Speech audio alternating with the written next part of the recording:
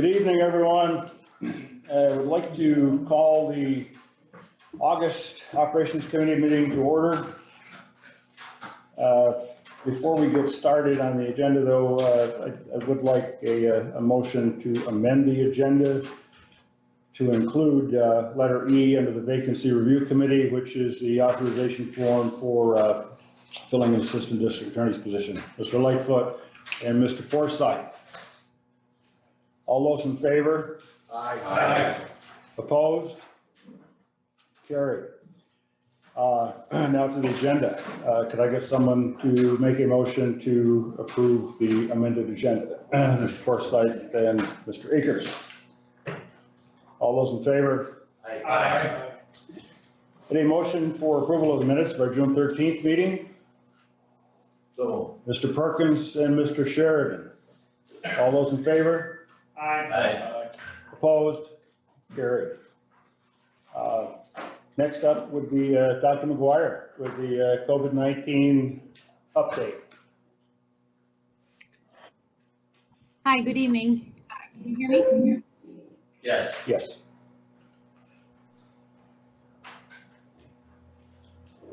I'm going to share. I cannot share my screen. I had a few slides if I could share my screen.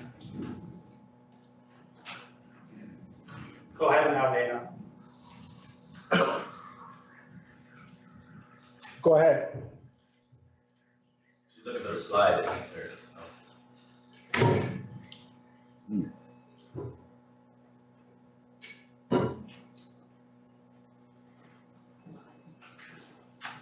It's just taking a minute.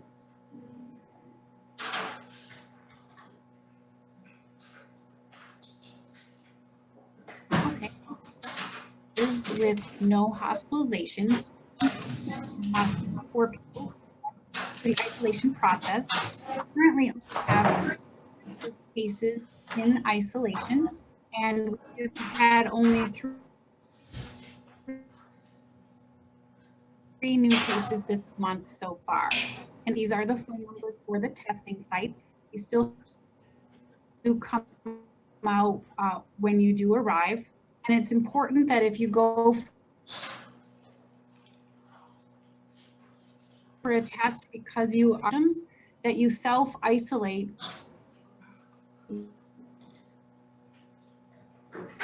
while you are performed on a daily.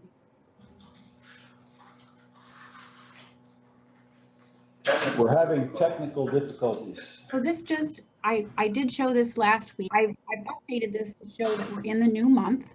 So for month 5, we're about halfway through. We've had 9 cases since this 5th month.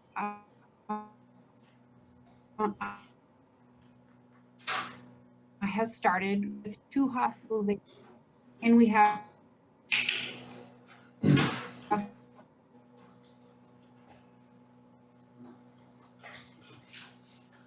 Dana, we're unable to hear pretty much anything that you're saying.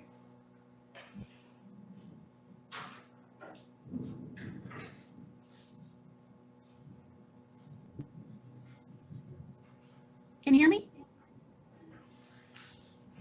Just, it's muffled. Hello?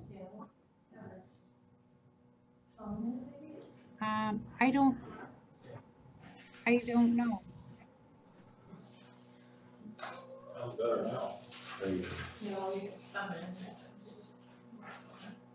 Can you hear me now?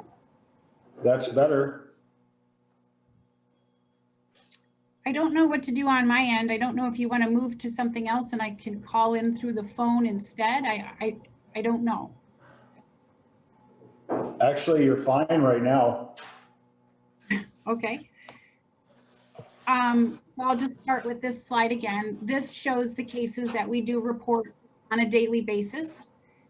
This slide does show that this new month we have had less cases than we saw last month. Just showing it just on a weekly basis, we have gone way down. So we have 1 more day in the week that we report in, because we usually go from a Wednesday to a Tuesday. So we have had that just puts us at half a case per day. And so we are way down again.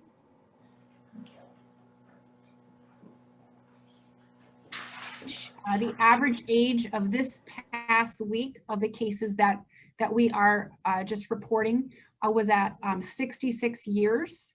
We are still showing those same 3 age groups as being the highest for the cases that we do see.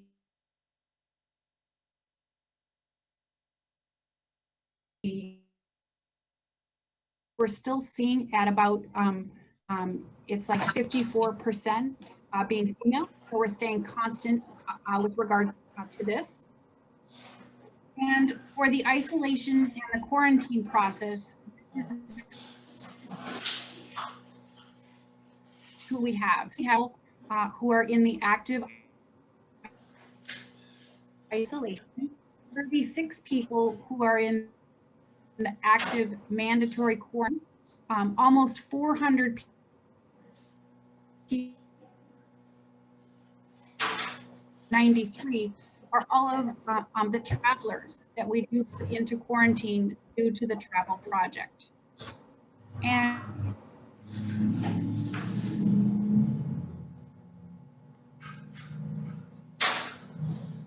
been through the process and they're now gone. Here just shows the state tracker. It shows how we've been tested. And so you can see that we've had about 30,000 people or tests be done. Do keep in mind this does not take into account all of the repeat tests that are done for individuals. For the travel advisory, the states get updated weekly on Tuesdays. So we are up to 35 states. The red states are the ones that you need to quarantine from. And then you do need to quarantine for the 14 days. And so here is the list. And it was Rhode Island that was added this past week. Washington, D.C. and the state of Delaware were taken off. The department continues to work on the Wear a Mask campaign. And so we have worked with a billboard company to get this as a design. We have 8 of the submissions. So this is just one that you'll see. And for North Country Now, we also have one that will be going out, and we will be showing on a weekly basis just all of the submissions that we have had. And as a reminder, the recommendations are to wear a mask when you're out just in the public area, or if you're with people who are not in your regular household, to social distance, wash your hands, stay home, and to try to stay local. And that is the update that I have for this week.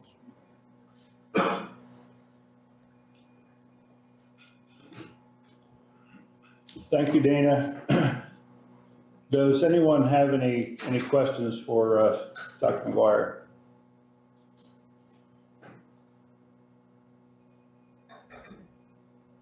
I think you must have covered it well, Dana, because there are no questions. Okay. Thank you very much. Thank you. Okay, next up, Dr. Williams is not joining us this evening, is he? No. Next up would be the Board of Elections. First resolution is authorizing the chair to sign a New York State Elections Cybersecurity Remediation Grant for the Board of Elections. Mr. Akers and Mr. Forsythe. Tom or Jenny? Yes, this grant, we've been working with IT to correct all of the problems that were found in the Board of Elections department. They've been working with every county across the state. This is a grant to fix all of the remediations that we've had. They went through Grant Thornton and the State Board of Elections to come up with the list of all of the problems that every county had. And we've now got a plan going forward of how to fix all of the different servers and some of the password updates and all of the things that they came to the conclusion of. And this is the grant to pay for those remediations. So, anyone have any questions for Jenny regarding this resolution? The other thing is that it's timely because you've seen probably the reports where China apparently is taking aim at our election processes this fall. So as we keep working into this, the pressure's on all of us to get this done as quickly as possible. Very good. Thank you, Tom. Yep. Any, there being no questions, all those in favor? Aye. Opposed? Carried. The next one would be a resolution granting authorization to modify the 2020 Board of Elections budget for the acceptance of the Have a Cares Act grant. Mr. Forsyth and Mr. Fay. Jenny or Tom? This one, you'll remember a couple months ago, we had the resolution for the chair to sign the grant. And this is just reapportioning our budget so that now we know where we've spent the money from. We have already submitted to receive this money back. This is all money, additional money that was spent due to COVID. And this is the Have a Cares grant that will take care of some of what we did. We have submitted above and beyond the 126,000, but what we were given was the 126. Okay. Any questions in regards to this resolution? There being none, all those in favor? Aye. Opposed? Carried. Thank you. Thank you. Next up to planning. Jason, are you with us? Yes, I am. you Good are. evening, everyone. We have a resolution authorizing the chair to sign a geographic information system hosting agreement extension with the Development Authority of the North Country. Mr. Lightfoot and Mr. Akers. Go ahead, Jason. Thank you. Yes, this resolution has to do with the county's internet mapping application. You may be familiar with that through the county's website. It has it's featured on the front page of the county website. Our 5-year hosting agreement with DANK will be up at the end of this year, and we're looking to extend it for another 5 years. The annual costs that are identified in the resolution cover the software maintenance as well as labor rates for tech support and improvements. And I'll just mention a couple recent improvements that have been made to the IMA. They've enhanced the parcel search capabilities, so it's easier to find parcels when you're looking at the IMA. And they've also added more data layers from a number of different sources, so that they constantly look to make improvements to it. We did look at alternatives to this arrangement, the arrangement that we've had with DANK, just to see, is there something else out there that we could do that might be a little more cost effective. And really what we found is that anything that we were to do ourselves would be a little bit of reinventing the wheel. And with that would come increased costs, and it would be more expensive than the arrangement that we have now. DANK has over 50 clients that have a portal hosted on their site, so they've got some buying power, some strength in numbers when they go out and have their consultants work up these layers and improvements to the IMA. So it's something that the county really wouldn't be able to benefit from, that bulk buy kind of thing, because we would just be doing the IMA just for St. Lawrence County. I guess the last thing I'll just mention is that the county's IMA is the most popular portal of all of DANK's clients. We have over 5,000 hits a month on the county's internet mapping application. Any comments or questions for Jason regarding this resolution? Jason, I just want to say that I know that three of the towns within my district use DANK. The GIS mapping is is such a great thing. It eliminates eliminates the need to have scrolls and scrolls of sometimes obsolete blueprints and trying to find something. It's real easy. Instead of having to go back to the office, you can call up the site, you can find utilities in the field. And yeah, so I think it's a great thing. It's a great tool. Yes, I agree. The next one for Jason is just an update on the lead grant. Larry, we need to vote on that Oh, one. I'm sorry. Excuse me. All those in favor? Aye. Opposed? Carried. I was getting so excited about the lead that, go ahead, Jason. Great, thank you, Mr. Denisha. Sure, just to give you a quick update on the lead grant, we do continue to meet on a weekly basis with both our main partners with this project, with Public Health and our subrecipient, the North Country Housing Council. We have looked at retooling some of the advertising. I know Public Health is very much engaged with this, and they've put together some several new ads that we'll look to push out in the next little while that just will freshen up the advertising of this this initiative, just to keep it a little more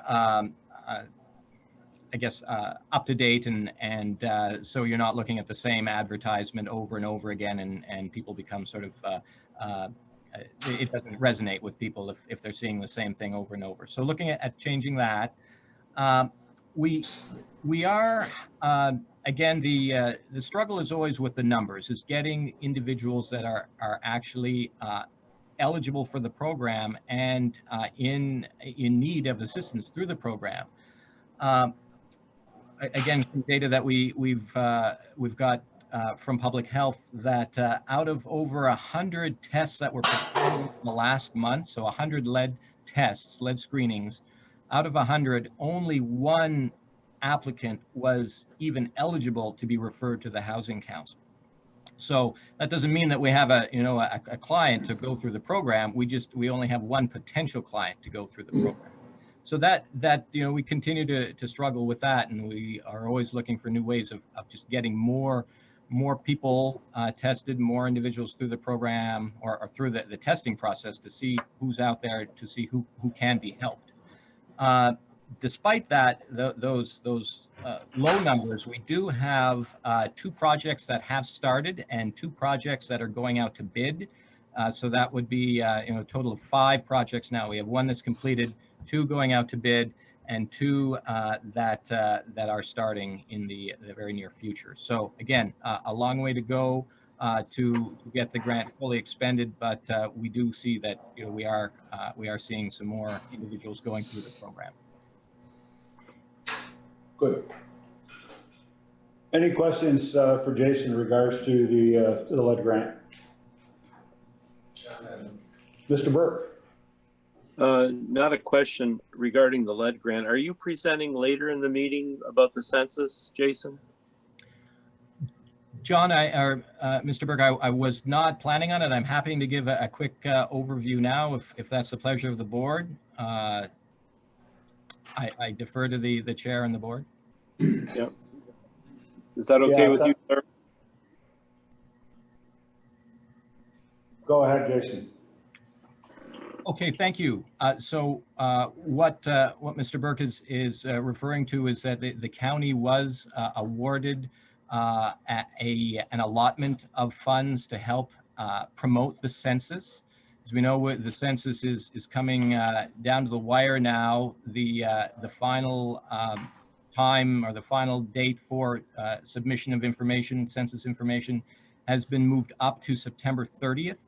So we have about 7 weeks left to get the word out, to get people to participate.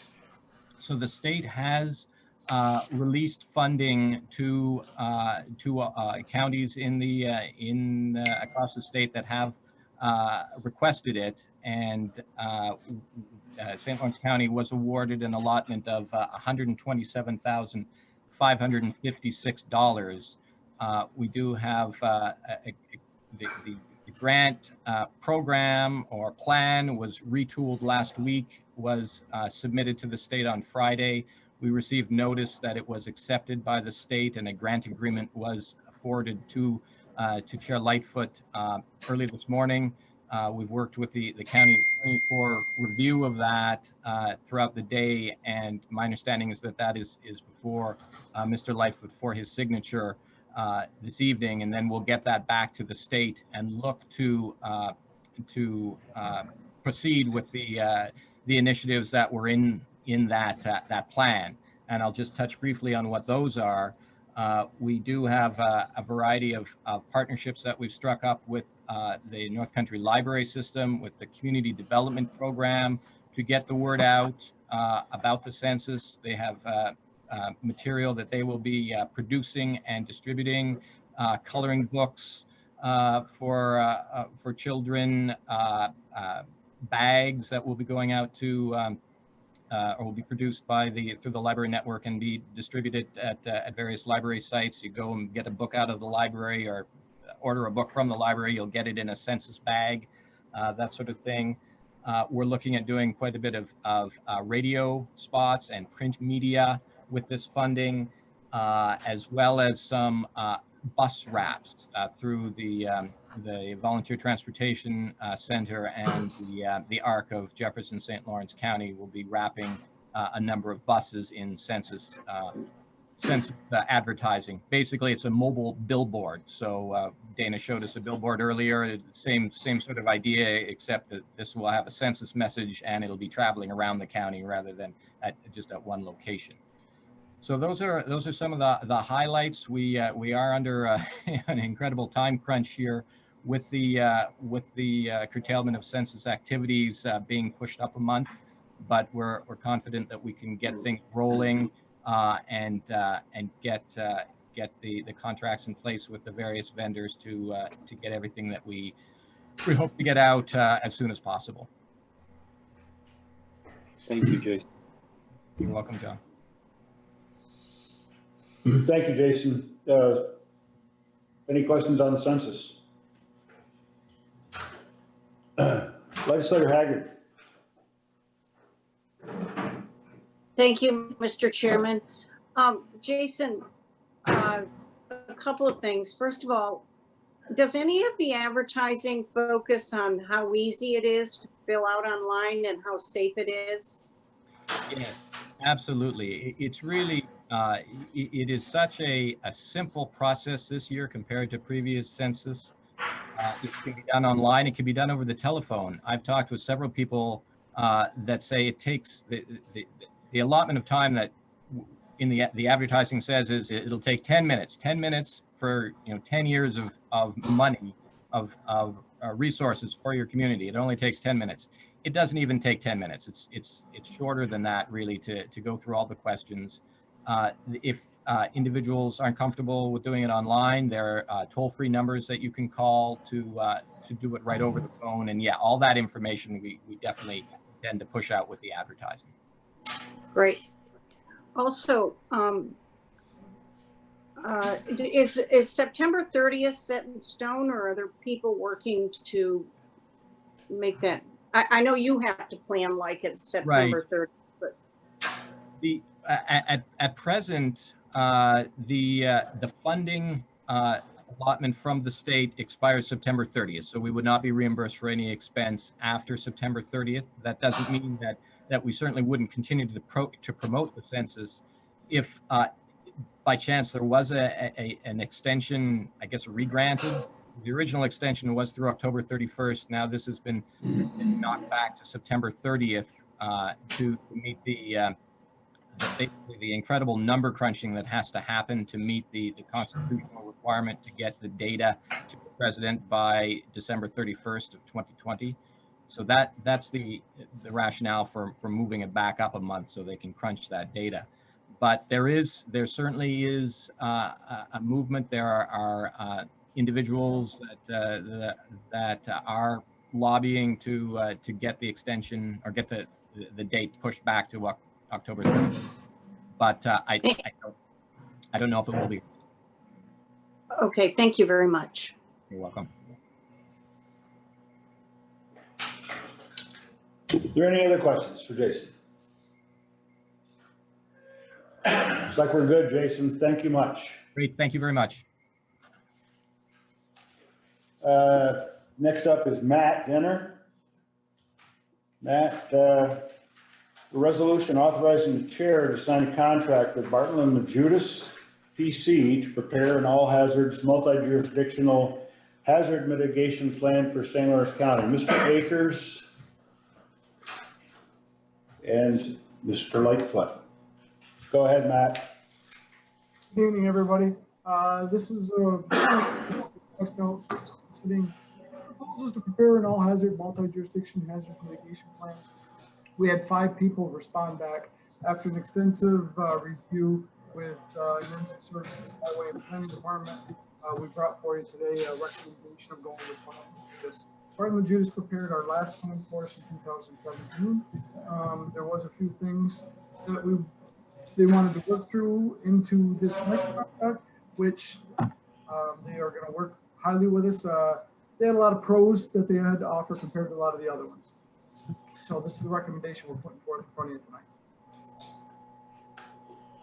Yeah, I don't know what's going on, Matt, if it's on your end or on our end. We're having a very difficult time understanding, at least I am, anything that you just said. You're not alone. Yeah. So I've got a number of folks said that I'm not alone, so maybe you want to try it again. Any better? Can you hear it now? It's just, it's muffled, like he's got a. It sounds like you're, yeah, I know you don't have a mask on, but it sounds like you've got, yeah, you're very muffled.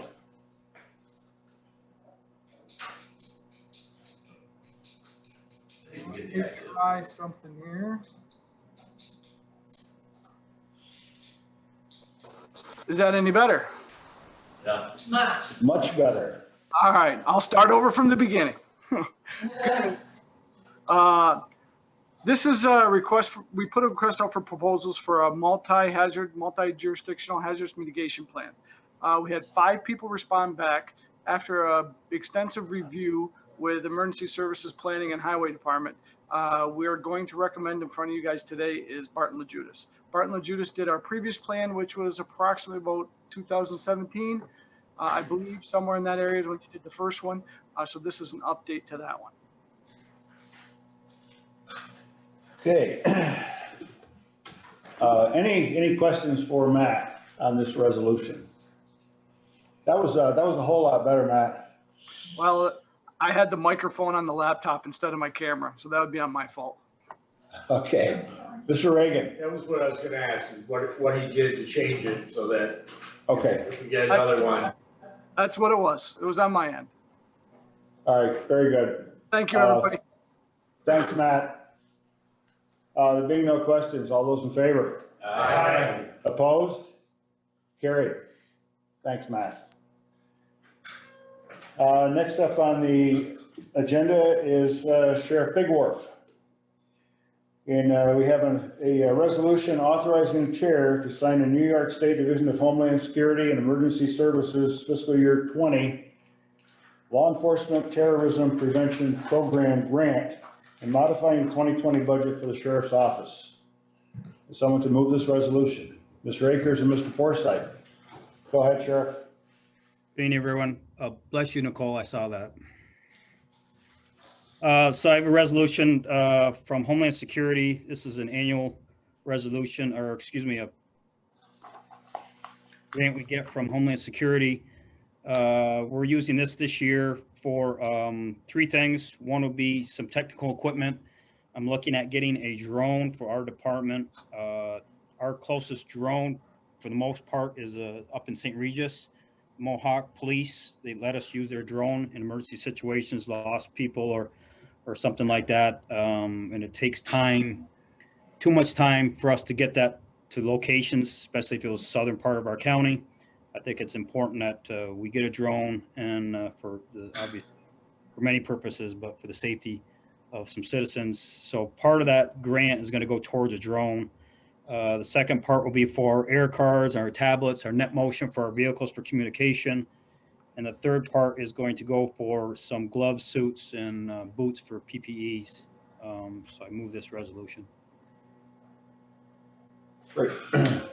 Any questions or comments? Mr. Akers? Sheriff, I was wondering on the drone, are there any restrictions for the use of it? Now, you mentioned about lost people or emergency situations. Are you restricted from doing like flyovers of private property? You mean to have a specific purpose? I mean, would you have to have a search warrant or anything like that? No, there's no search warrant attached to that. Obviously, I'm not going to be using it to fly over someone's house for no reason. The main reason is if someone gets lost, they have infrared drones now where they see the heat. There's different reasons you can use it, but other county agencies can use it if they need a photograph of something, or I don't want to use it exclusively if something some other department needs to use it. That's fine. Or other police agencies need to use it. I would definitely, being the regional, kind of manager of the county, be able to use that unit, not just for our department, but for all the police departments that need it in an emergency situation. So it's something not long overdue. Again, our closest one is usually the Mohawk Reservation, and sometimes it takes hours to get to a location. So I think it's time for us to really step up and buy this piece of equipment. Just a second question is, what would be the range of it? Like some drones that you can buy, the drone can go 400 or 500 feet away from the control. Will this be higher? And right. So the schematics, as far as what I want to buy, I haven't really nailed it down. I mean, you can really go from a simple one to a very extreme model. So I'm going to get some costs on each,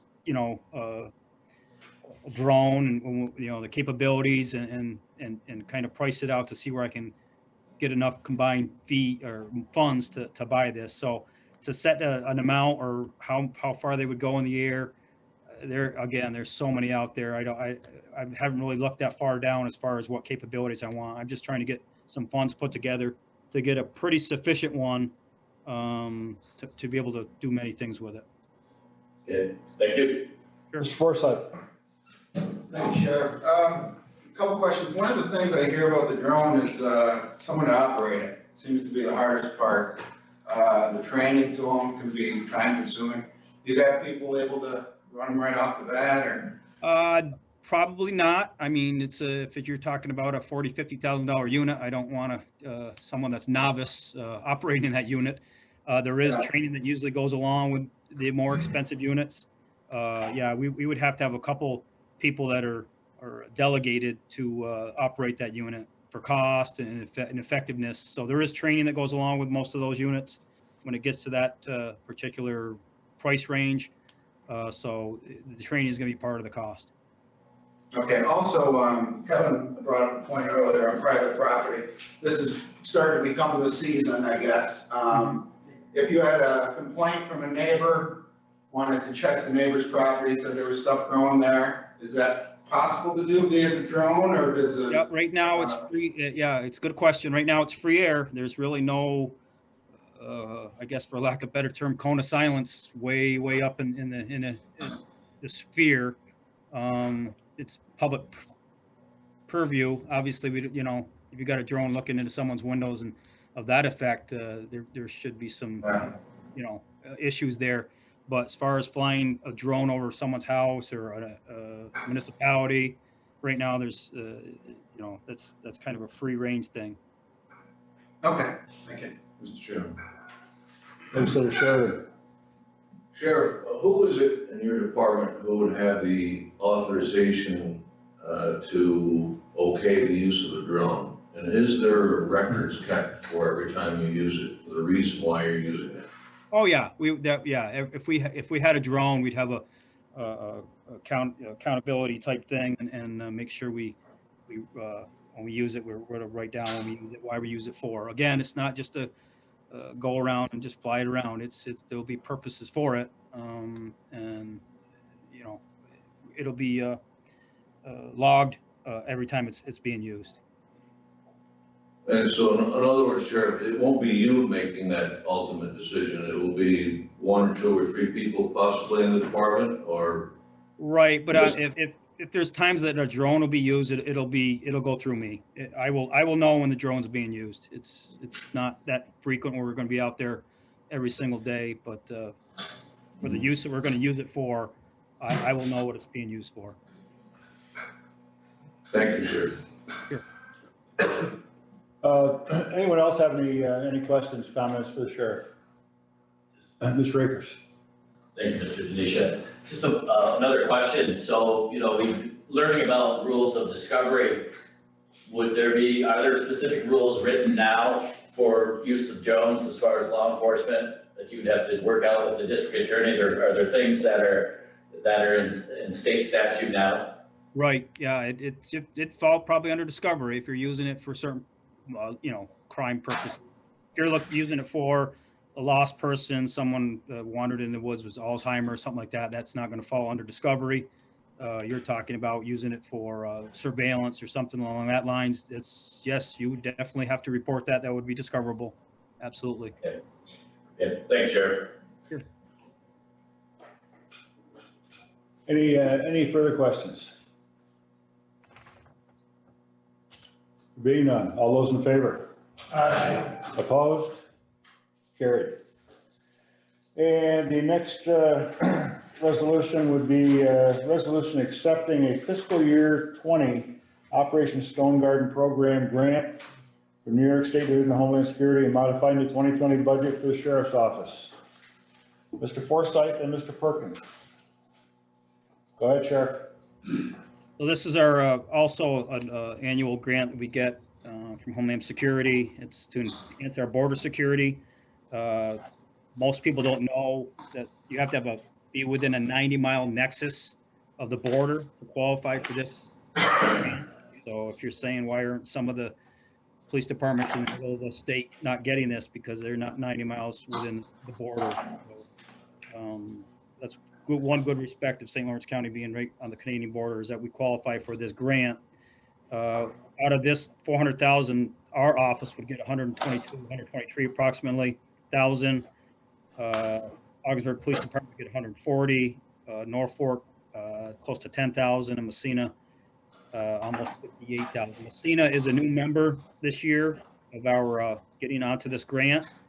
Norfolk opted out last year and is now opted back in this year. And the remaining 70,000 gets allotted between the three state agencies, the state police, the park police, and the DEC. The breakdown appropriation for our department, you'll see on the bottom of the resolution. $10,000, the first two lines. The one $10,000 goes to the fiscal officer that assists in writing this grant and enacting it and handling all the computer printouts and everything else that needs to be done. The other $10,000 is reimbursement to the undersheriff of our office, as he's the facilitator of this grant. He's the one that technically writes all of the grant and gets all the numbers crunched and all the other things it takes to get this done. So we're getting $20,000 really back to the county coffers and wages for those two individuals. Down further, as you can see, the overtime amount we get, and the $64,000 is for equipment. Could be pole cams, could be portables, it could be vehicles, and the last pass through is the $206,000. We have to be the pass through agency that passes the money through to the local PDs. It's just our job to when we write this grant. And then on the bottom you see the fringe amounts. So obviously the $400,000 is a nice for our county. Many agencies are involved, and it helps us with overtime, helps us with manpower, and it helps us with equipment. Mr. Reagan. Sheriff, Mr. Sheriff, I'd just like to thank the sheriff and the members of the Sheriff's Department for all their hard work. On behalf of the city of Ogdensburg, this $139,000 will be a great boon to the city police department in its efforts to work with the agencies along the border on both border security and drug enforcement and other issues facing law enforcement here in the North Country. I don't think that the sheriff's department gets all the credit it deserves for its efforts to work with the local police departments and other law enforcement agencies. And I think the leadership shown by the sheriff's department in helping local police departments to expand their ability to serve their citizens and fight crime and address their needs is an important role. And I would just like to thank the sheriff's department and its members for their hard work and the benefits that all of us receive from improved security and better equipment for our officers. Thank you.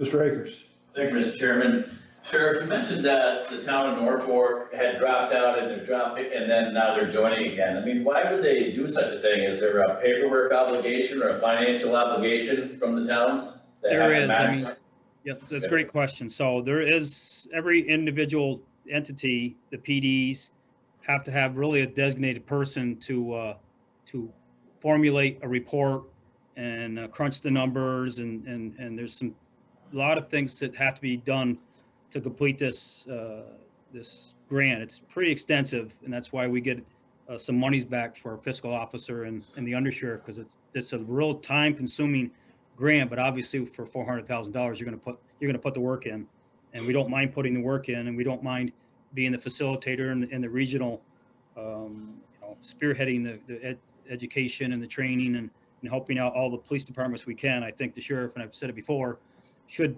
be the one to facilitate those things to the PD. And I thank Mr. Reagan for his kind words, but it takes a lot of the chiefs of these PDs and the state police and the border patrol and HSI. It does take a team, and it goes both ways. And I think right now I can confidently say that our police agencies, our law enforcement, are working together much better than they ever have in my 33 years of service. So I got to put a big thank you out to a lot of agencies out there, because our camaraderie and our focus on what the mission is for the people of St. Lawrence County out there is really strong between the police departments, the state police, and our agencies. So I have to thank those individuals and those departments. Okay. Well, thank you, and thank you for your leadership. Thank you. Anyone else have any questions or comments for the sheriff regarding this resolution? There being none, all those in favor? Aye. Opposed? Carried. And the last one is a resolution accepting a 2021 Police Traffic Services Grant from the State of New York Governor's Traffic Safety Committee and modifying the 2020 budget for the Sheriff's Office. Someone to move this resolution. Mr. Akers, Mr. Fay. Go ahead, Sheriff. Okay, so this is a traffic service grant. We get this annually also. It's usually about $2,000 to $3,000. We're up to $5,000 now, which is really good. What we really try to focus on is some V&T complaints we get from citizens, and we do get them, rightfully so, because there's a lot of areas with districts where the speed limits, at minor speeds, and we get complaints. So this gives us an opportunity to really address those areas that we can't get to during our normal work hours because we're quite busy. So we really look at getting into those areas and slow down some people. We're looking for phone cell usage. We're looking for people that are texting, really dangerous drivers and speeders and seatbelt usage. So this really gives us a little bump, giving us a little manpower to get out there and to really educate the public on why we do these things. It all comes down to the safety of drivers out there. I tell people, and they talk to me all the time about giving out tickets, and it's not about revenue. It's not about a quota. In my mind and in my officers' minds, it's about the safety of the citizens and getting people to be educated on why we do these things. So this really gives us a little payment. It gets us out some patrols to hit some areas that we really can't do during our regular patrol. Great. Any questions for the sheriff? There being none, all those in favor? Aye. Opposed? Carried. Thank you, Sheriff. Just a minute, Larry, I don't know if you talked to the county administrator, does she want me to talk about what happened this morning at this point? That, if you would like to, absolutely, go ahead. Yeah, she asked me to address that. So those that don't know, we had another round of Operation Drop this morning where we got some indictments through the grand jury. About 44 individuals were indicted. Approximately 80 charges. It's kind of piggybacks off of Operation Drop from May, where the focus on the first stage was the drug dealers from out of the area that would bring in the drugs. This one focused kind of, I call it stage 2.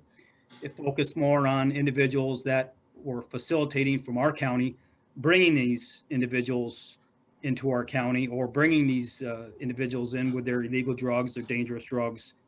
So the second stage really kind of focused on those individuals that are living in our county, but bringing these individuals into our county with their drugs and you know, the crime that goes along with it. I can tell you today that we arrested 21 of the 44 individuals. We're going to try to round up the other 23 tomorrow. So it's still a process that's still going. Out of the 21 individuals that were arrested today, 2 were put in jail. And we'll be focusing more on that. And if you need to know the jail population right now, we're up to 73. We've had a big bump in the last 2 or 3 weeks. At our low point, we were down about 45. As I told you, I know in previous meetings, I knew we were going to have a bump, and don't be surprised if we have a bigger bump, up close to 100 in no time. You've got the courts that are reopening. You've got probation that's coming back online. I know parole's really hitting their numbers harder. So you're going to see an influx of more inmates probably come into our facility within the next 1 or 2 months. And we're already up to 73, and probably 2 weeks ago, we were high 50s. So you can see it's not taking long to jump up there. So if anybody has any questions about those 2 topics.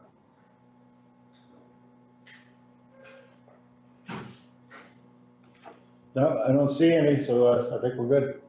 Okay. Thank you. Thank you.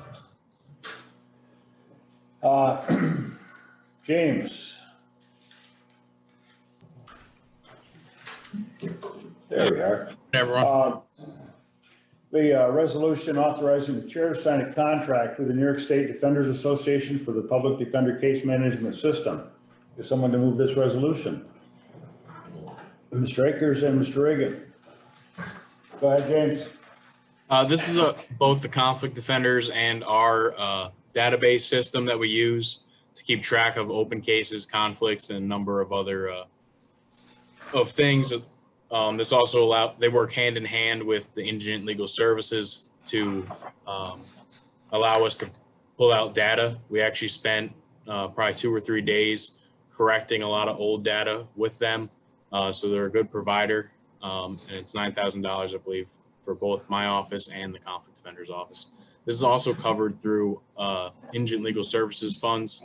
I believe this year, this would be covered in 9 and 10, which hopefully we'll have resolutions to use soon.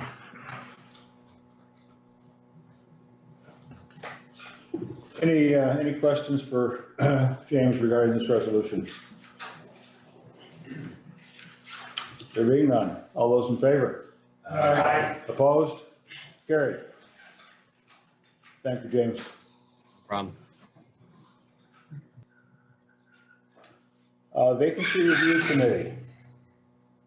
So for vacancy this month, there were 13 positions reviewed. There were 2, I believe, abolish and create positions considered, as well as 3 temporary positions, of which you'll see on this agenda, we have 3 departments represented. I believe there were 8 departments overall represented at vacancy this month. And that being said, the sheriff is, I believe, still with us, and he can speak to the first position of correction officer. Brooks? So thank you. As I come before, the New York State Commission of Corrections has a minimum staffing set by the commission, Right now it's 56. One that just resigned from our office brings us down to 55. So I need to fill this position to get to the New York State Commission Corrections minimum staffing, which is 56.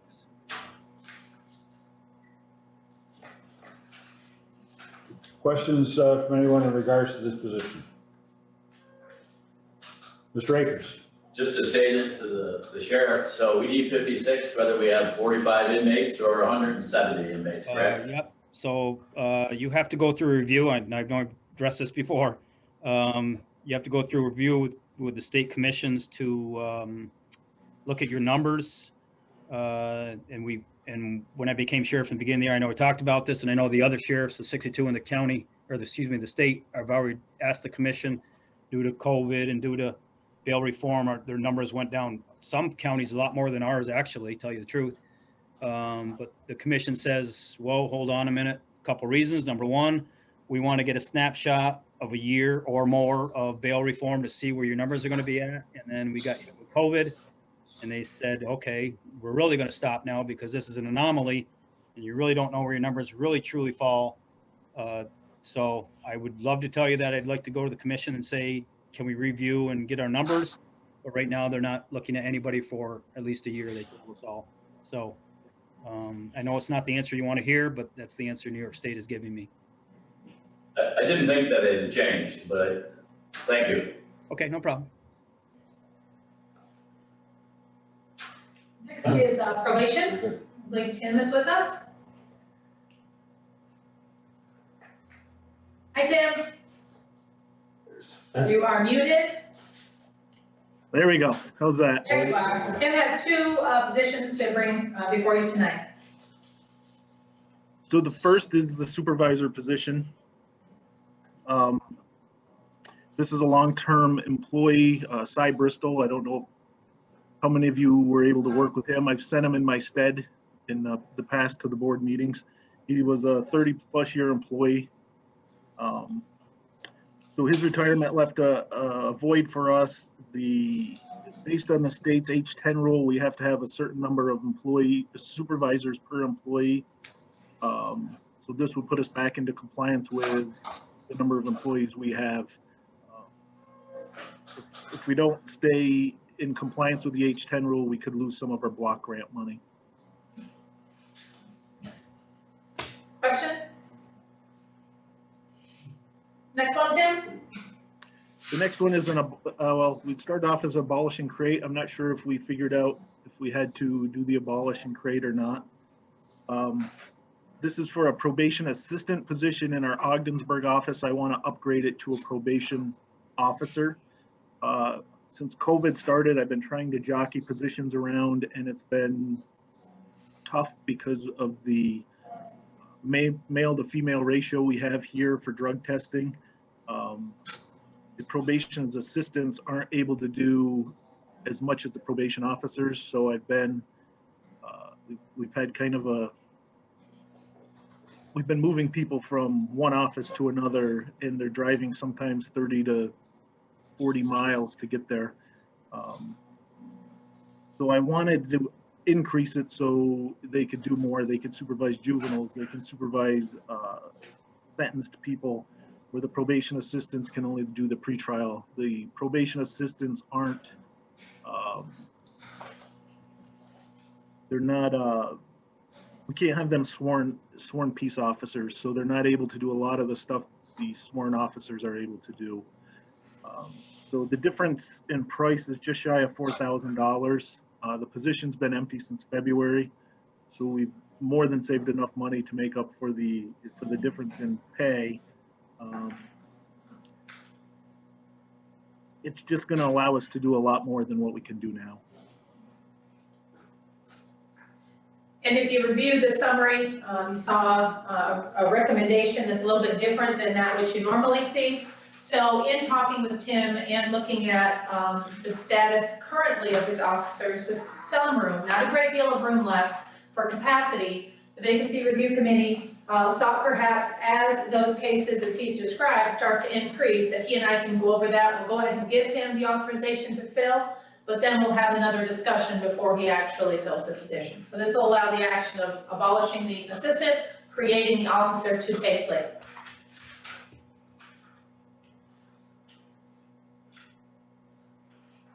Questions? Like we're good. Thank you, Tim. Thank you. And then the last one on this agenda is for the public defender. So I think we still have James. There he is. Hi, James, again. Yes, this is an assistant public defender position. It's been vacant since September of last year. We had the opportunity to receive some grants, and I believe those have been presented to the board. And we've moved positions around to maximize the reimbursement the county could have. But part of that is that we have to get that funding, we have to keep spending some of the county funds.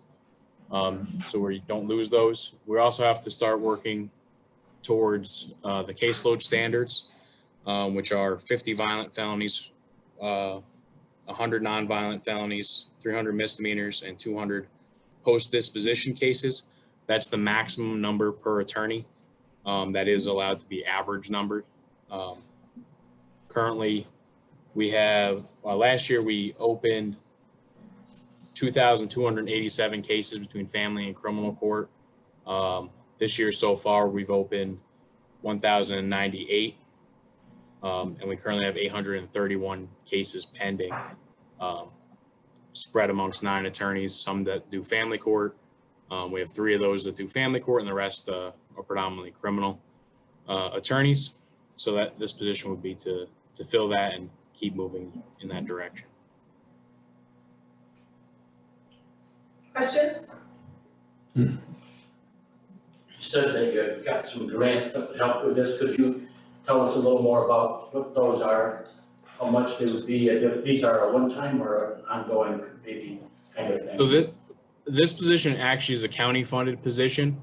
The grant-funded positions are through Harold Herring and Upstate Caseload, but this is a county-funded position.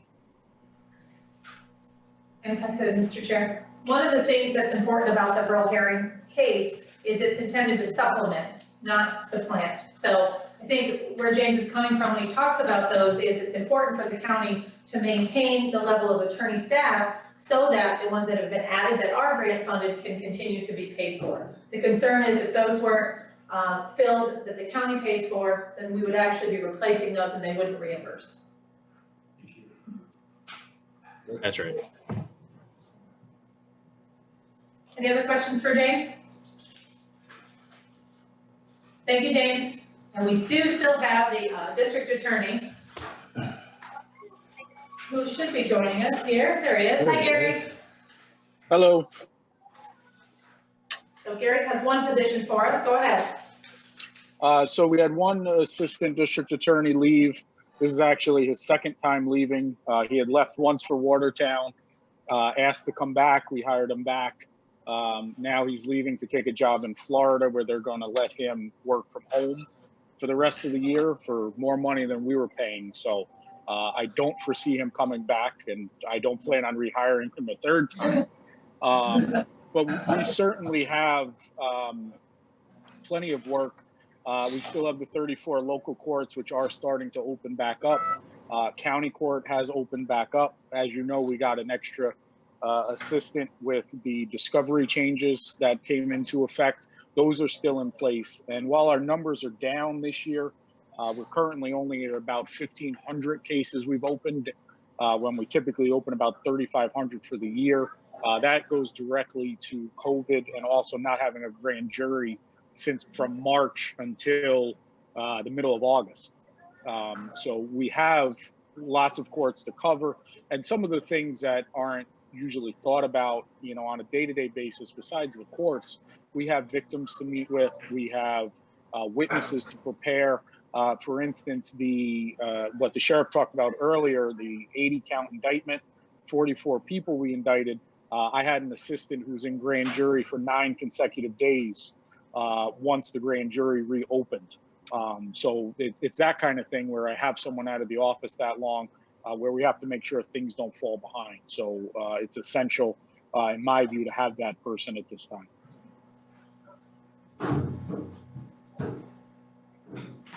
Questions? Looks like we're good, Gary. Thank you, Gary. Thank you. Thank you.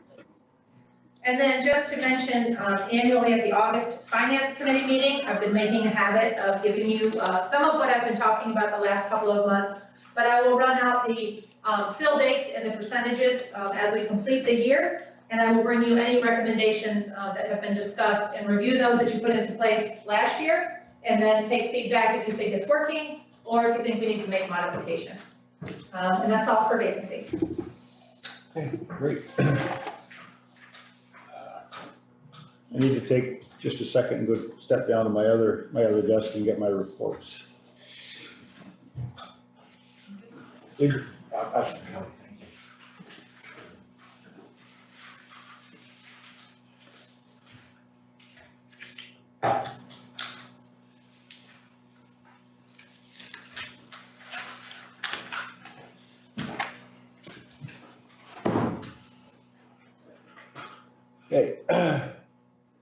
On to committee reports.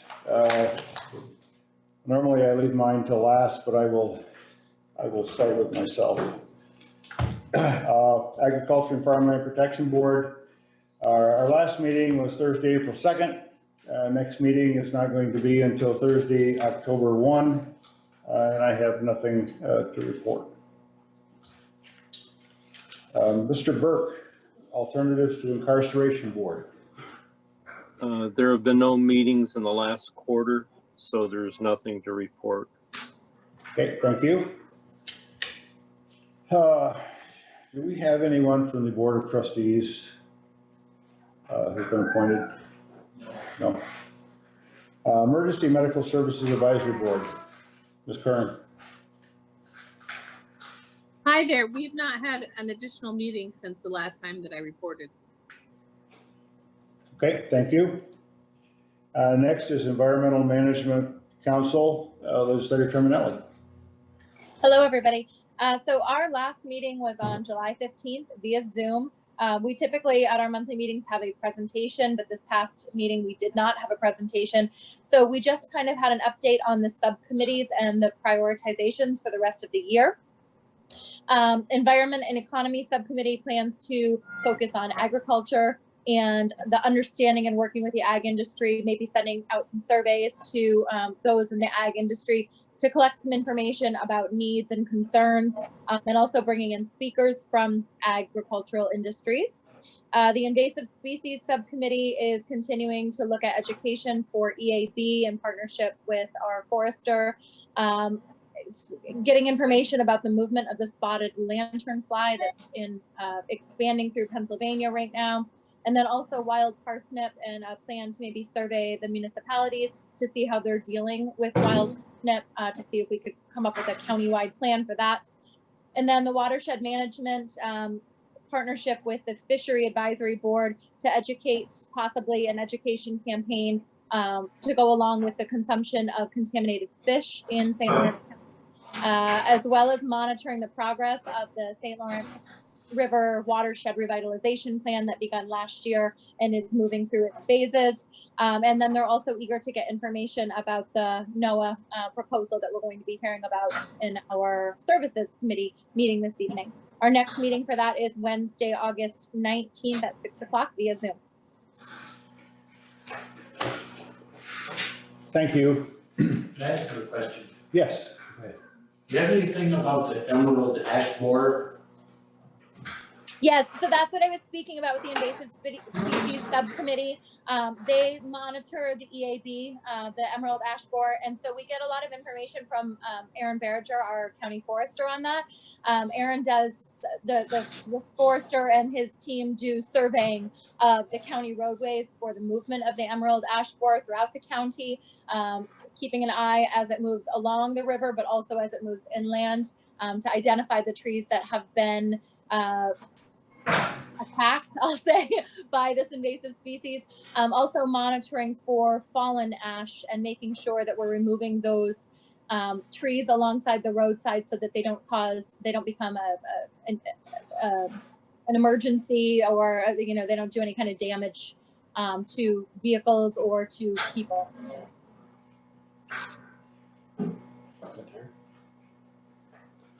Is that what you're looking for? Yeah, thank you. I was just wondering how this problem has affected us so far. It's definitely a clear and present danger, but I'm not sure how much it's developed so far in this area. It really has, and they keep identifying new communities that it's encroached into. I feel like at each meeting we get an update that it's gone a little bit further. Just, yeah, would it be, is here, legislator Smithers raises a question, would it not be appropriate perhaps to have Aaron come next month and give a presentation? Sure. Aaron and John Tenbush. Yeah, either or. Yeah, and if I could speak to that just for a moment. Sure. Legislator Smithers and certainly others, Legislator Fiacco, we did make efforts to get an assessment that the board was made aware of. We can certainly share that out with you as well, as far as our forester making an assessment of exactly what you described. Certainly that's advanced since that time. And our interest also in looking at what other counties are doing is we looked to partner with National Grid and we're politely told that they work in their right-of-ways exclusively. Sometimes our contention was they might overlap with the county road right-of-ways. So we continue looking for options, but what we've seen some other counties do is actually set aside appropriations. And when we looked at ours, it would probably be the better part of $750,000 to address this issue wholesale. So looking at how we may do that over the next 5 years, certainly with the things ahead of us now makes it uncertain, but that is the interest, to figure out a way that we can address it to prevent any of the dangers that are potential with this issue. That'd be good, thank you. Yep. Yeah. Okay, all set? Sure. Okay. Thank you. Next one is the Fire Advisory Board. Fire Advisory Board last met on Thursday, June 18th via Zoom. Our next meeting is scheduled for Thursday, August 20th, and I had nothing to report. Intercounty Legislative Committee, Legislative Current. Hi there. August does not have a meeting, so my first meeting I will be going to is in September. Okay, thank you. Jury Board, Mr. Sheridan. Mr. Chairman, the jury board has not met since our last meeting. Okay, thank you. And Planning Board, Mr. Fay.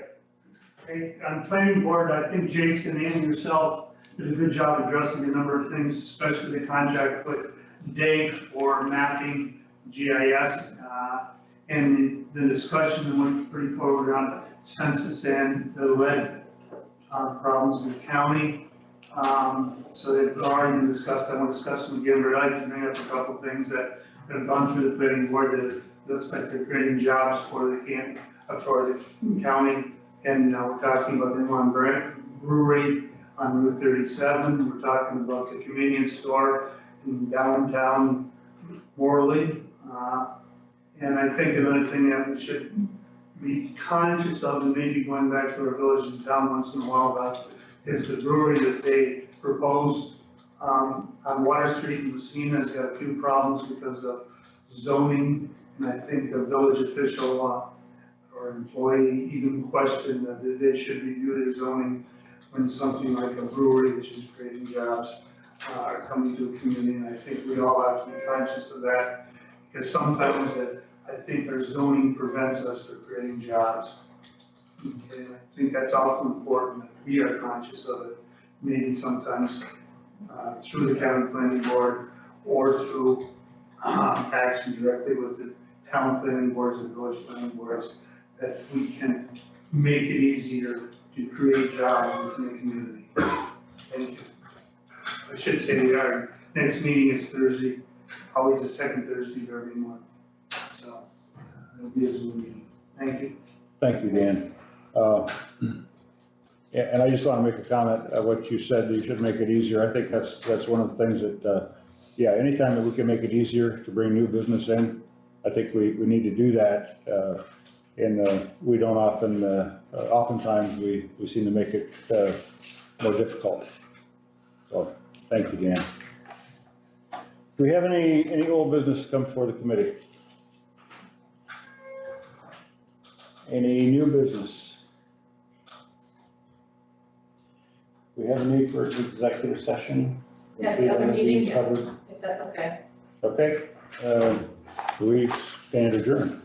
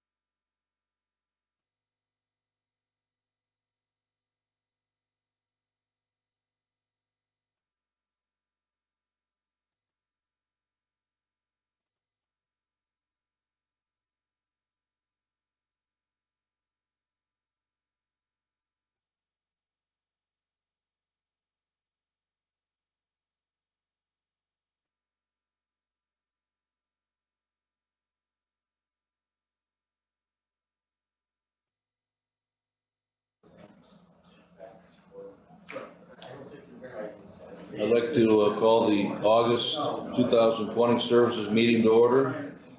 I understand, but the point is, what if, We have a motion to approve the agenda. Mr. Akers, seconded by Mr. Lightfoot. All in favor? Aye. Opposed? Carried. Motion to approve the July Services Committee minutes. Motion, Mr. Dave Forsythe, and seconded by Dan Fay. Any discussion? All in favor? Aye. Opposed? Carried. Move on to resolutions. We have a resolution authorizing the chair to sign a contract with the New York State Department of Health for the Children with Special Health Care Needs Program grant.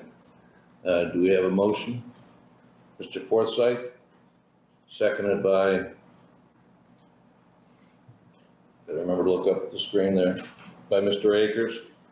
Dr. McGuire, would you like to speak? This motion? This resolution? Rita's got it, Amber. Rita? I think she wants to be a second. You got a second too, Rita? I'm sorry, I didn't see over there on that screen. Thank you. Part of you're cut off. Okay, we got Rita's a second as well. Go ahead, Dana. Okay, You have thank Dana you. This first resolution is for an annual. Can you hear me? You're cutting out, Can you hear Dana, me? but yes, we can. I'll keep trying. You'll be okay, I think. Okay. This first resolution is for a grant we have for the Children with Special Health Needs Grant Program. This is for the same amount that we received last year. This program helps to provide it's like for kids 0 to 21, should they have any needs, we can do links to services, provide resources, and things of that nature. Thank you. Any discussion? No discussion, all in favor? Aye. Opposed? Carried. Next resolution is a resolution authorizing the chair to sign a contract with the New York State Department of Health for Early Intervention Administration Program for the Public Health Department. Do we have a motion? So moved. So moved by Rick Perkins. Was it Rick or was it you, Mr. Denisha? Seconded by, your hands right in front of the Rita. Okay. Any, let's go on the, what you got to say about that, Dana? Okay. This second one is also for an annual contract for the EI program. This services children 0 to 3 that need to meet their milestones. This amount is the same as it was for last year as well. Any discussion? No discussion, all in favor? Aye. Opposed? Carried. Another resolution authorizing the chair to sign contracts with the community organizations for services associated with the COVID-19 response grant. We have a motion by Mr. Perkins, second by Mr. Akers. Go ahead, Dana. So this third one is to sign contracts with both like a billboard company and North Country Now. So this goes along with the ads that I showed at the presentation for the billboards and for the ads in North Country Now. Any discussion? No discussion, all in favor? Aye. Opposed? Carried.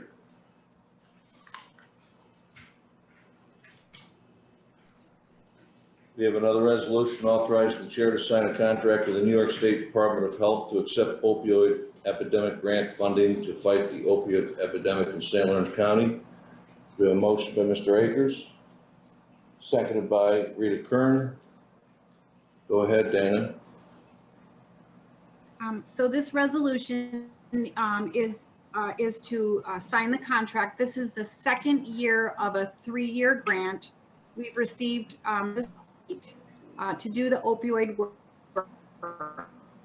So we get $72,000 per year for 3 years. The first year, actually, we got $75,000, and that was an extension for 3 more years. So this is the second year now of the 3-year extension. Any discussion? Okay, no discussion. All in favor? Aye. Opposed? Carried. Next, thank you very much, Dana. Next resolution is approval of bad debt write-offs for community services. Jay? Oh, Yeah. wait, yeah, go ahead. Well, wait a minute, let me get the motion. Motion? Mr. Dave Forsythe, seconded by Jim Reagan. Okay, now go ahead, Jay. Got ahead of myself. Good evening and thank you.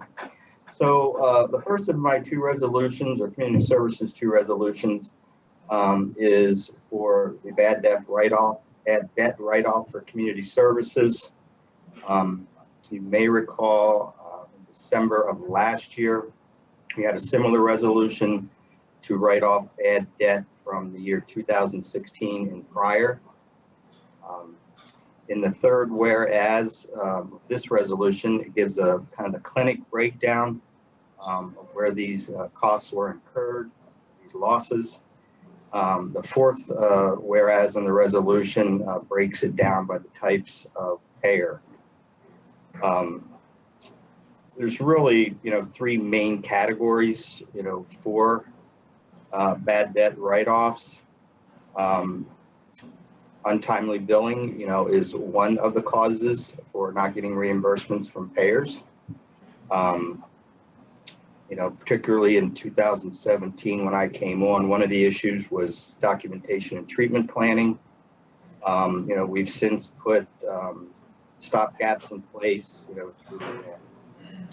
through audits and chart review to make sure that treatment plans are being done on a more timely manner.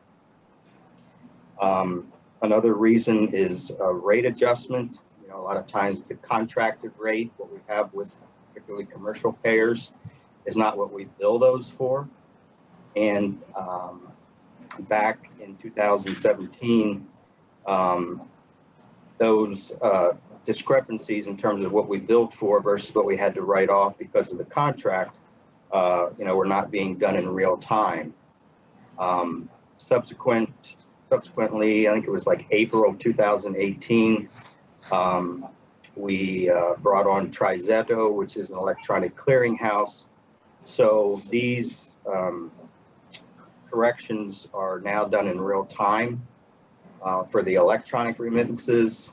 And then our billing staff does those manually for the ones that we have to submit a written request for reimbursement.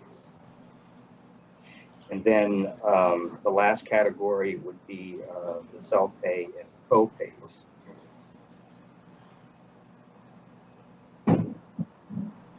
Any discussion? Mr. Lightfoot?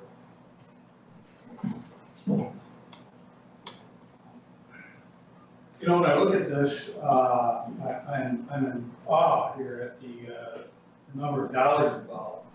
And normally when I think of a bad debt, I think that somebody is not able to pay their bill. That apparently is not the case with that. Is that, Jay?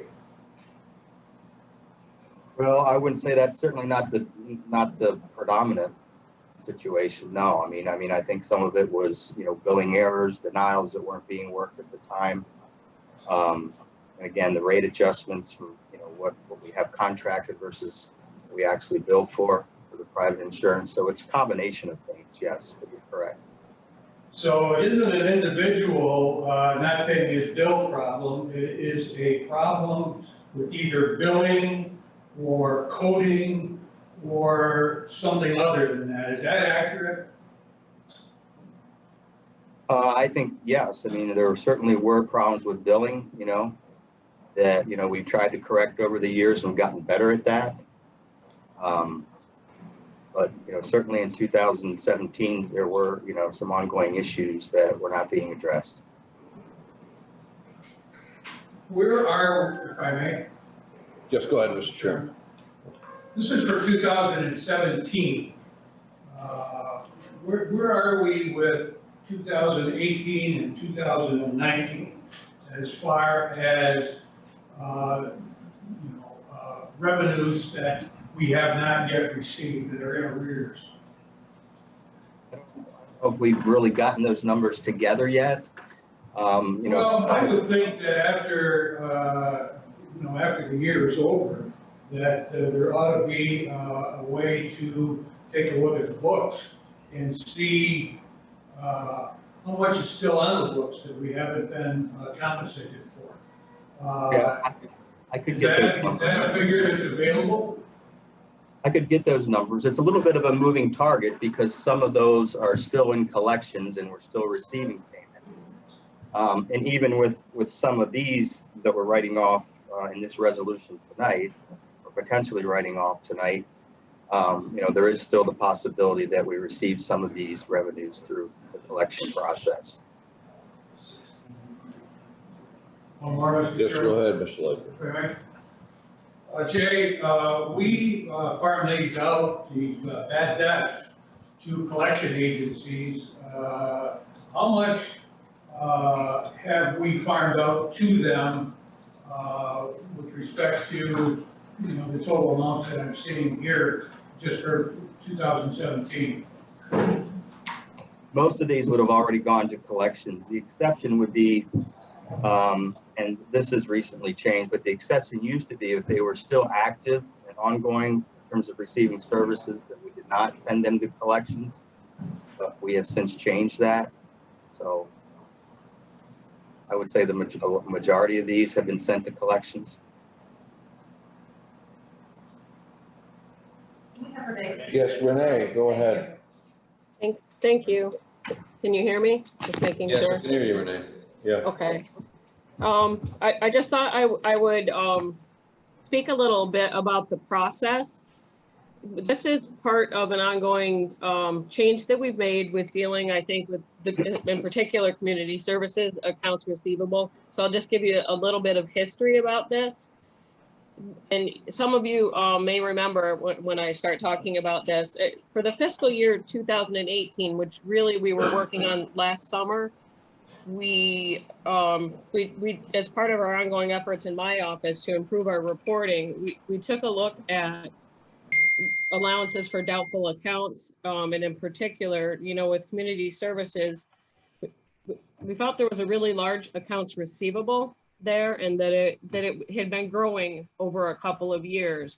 So we reached out to community services to take a look at their outstanding balances by year. And after we took a look at things, we set up a procedure to start addressing these old uncollectible balances. And last year, we made an entry to the 2018 fiscal year end books to establish a rather large allowance account that in January, the department actually was, or the first meeting in January, they brought in a similar resolution of $966,000 that was tied to 2016 and older. And we had a long conversation about that at the time. But this is the second step in the process. We at the end of every year now, so for 2019, we had a rather large amount that was 16 and prior.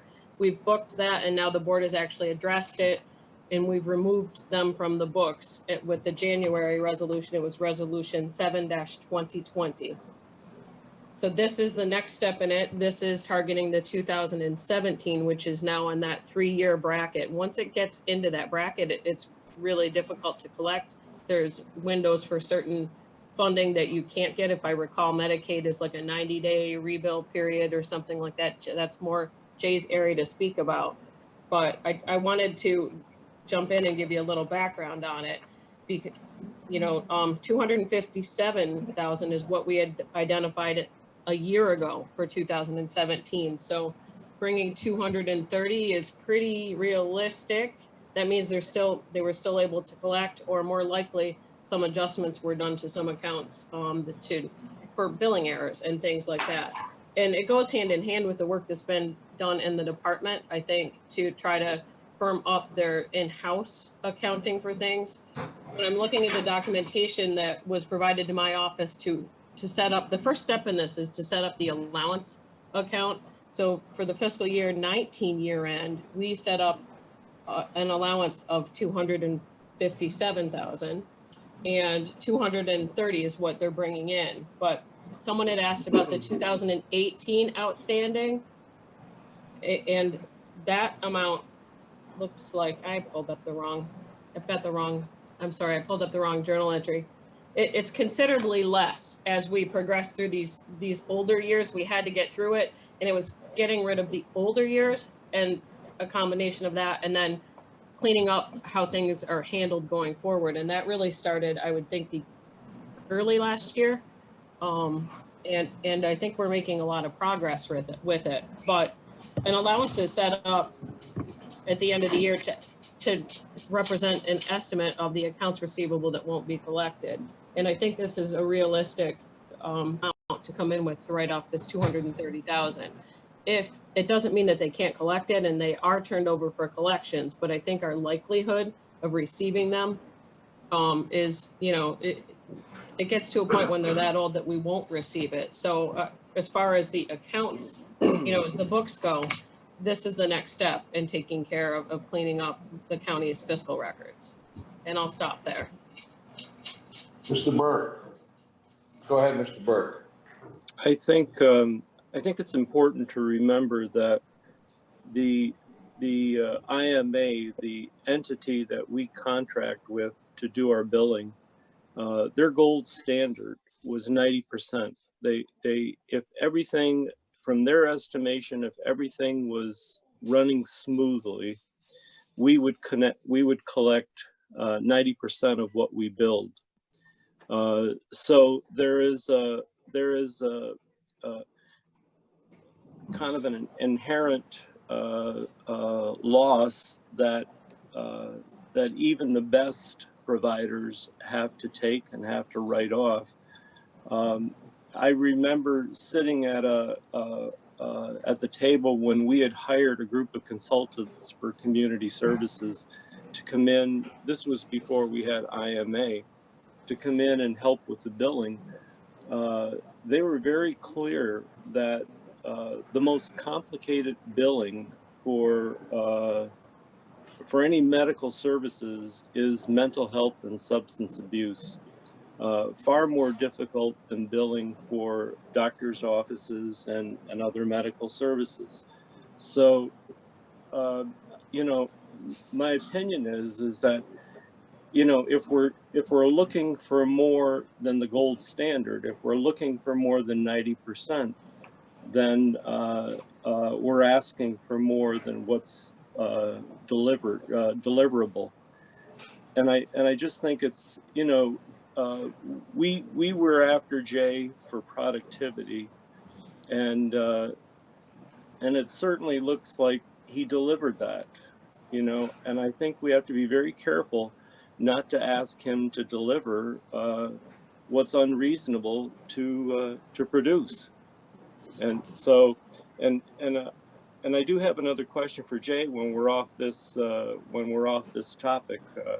But I think we need to be very careful in passing judgment when we don't know all of the background.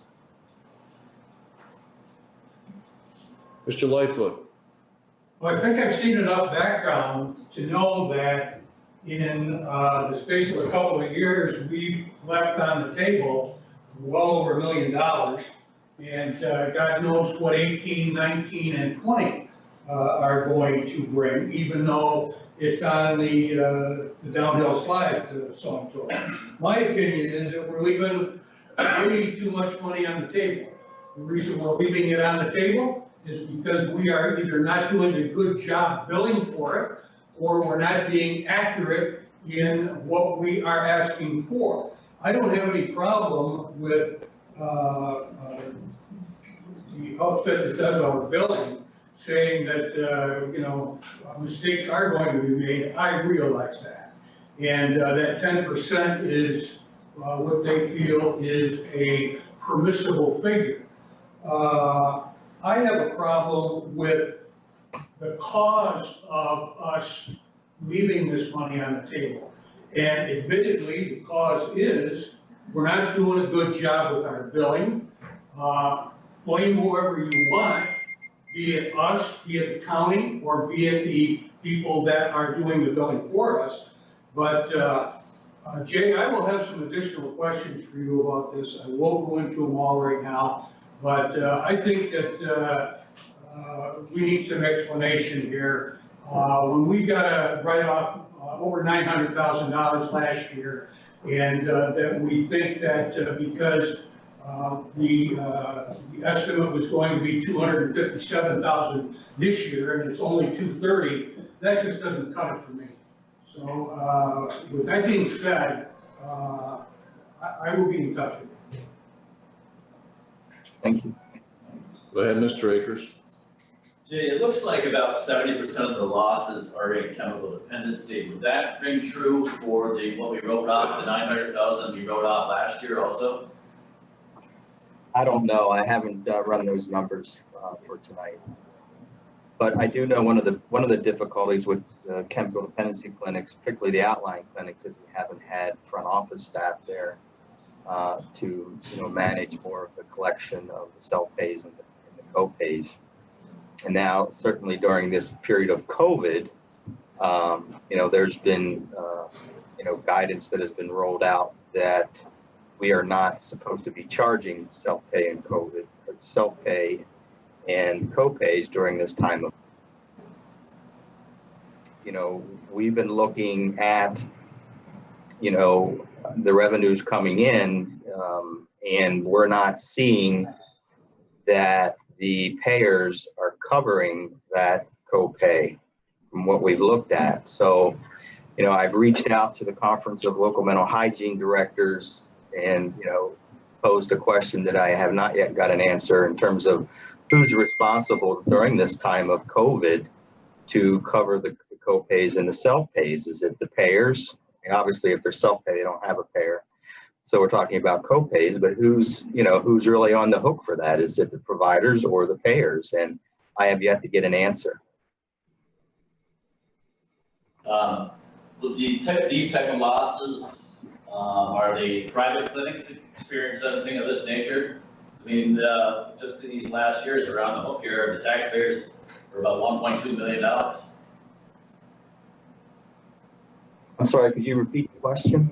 Well, I was wondering, on an industry standard, are these type of uncollectibles in the private sector, would they be acceptable? Are they experiencing the same type of failure for collection?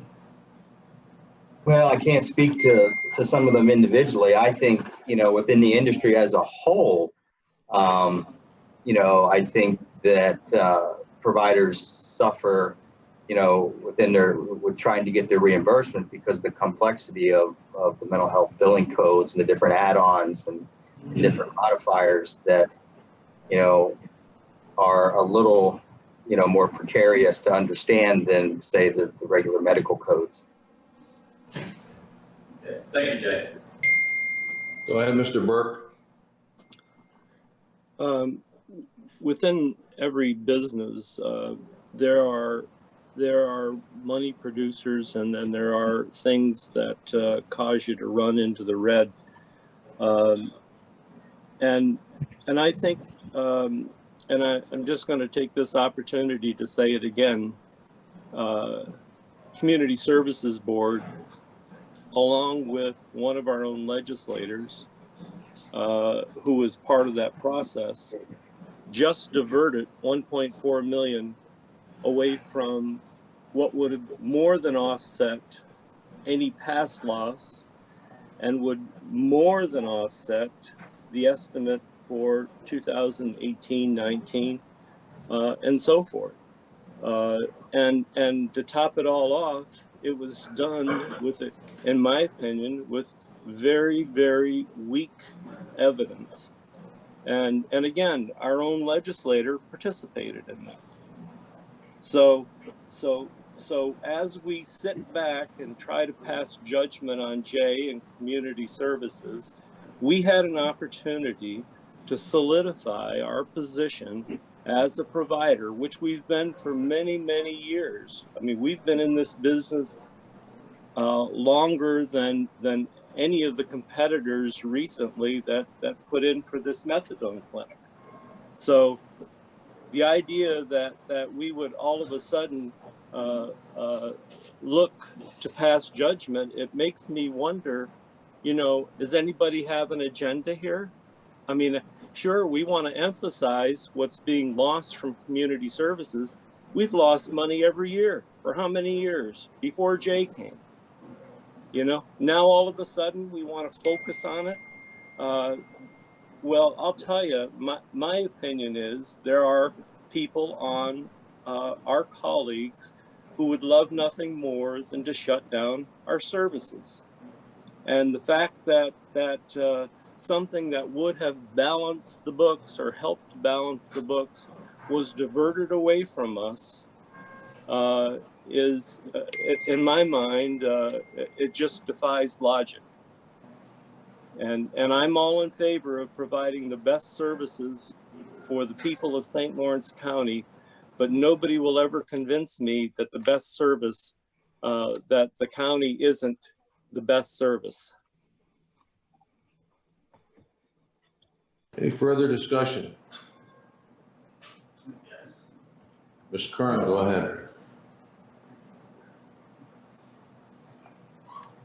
Go ahead, Rita. Sorry, can you hear me now? Yes. So any place I've gone during this COVID-19, I've still had to pay my copay to the eye doctor or wherever else. So I'm not sure why mental health would be any different. And we on our end in private practice have not been told that we can't collect a copay during this time. So I'm not sure. I'd like to know where that comes from.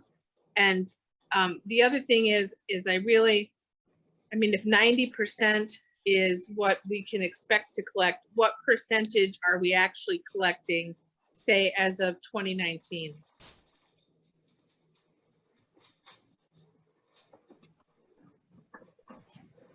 Well, it's, you know, that is in your Board of Legislator updates in terms of what was billed and then the paid percentages.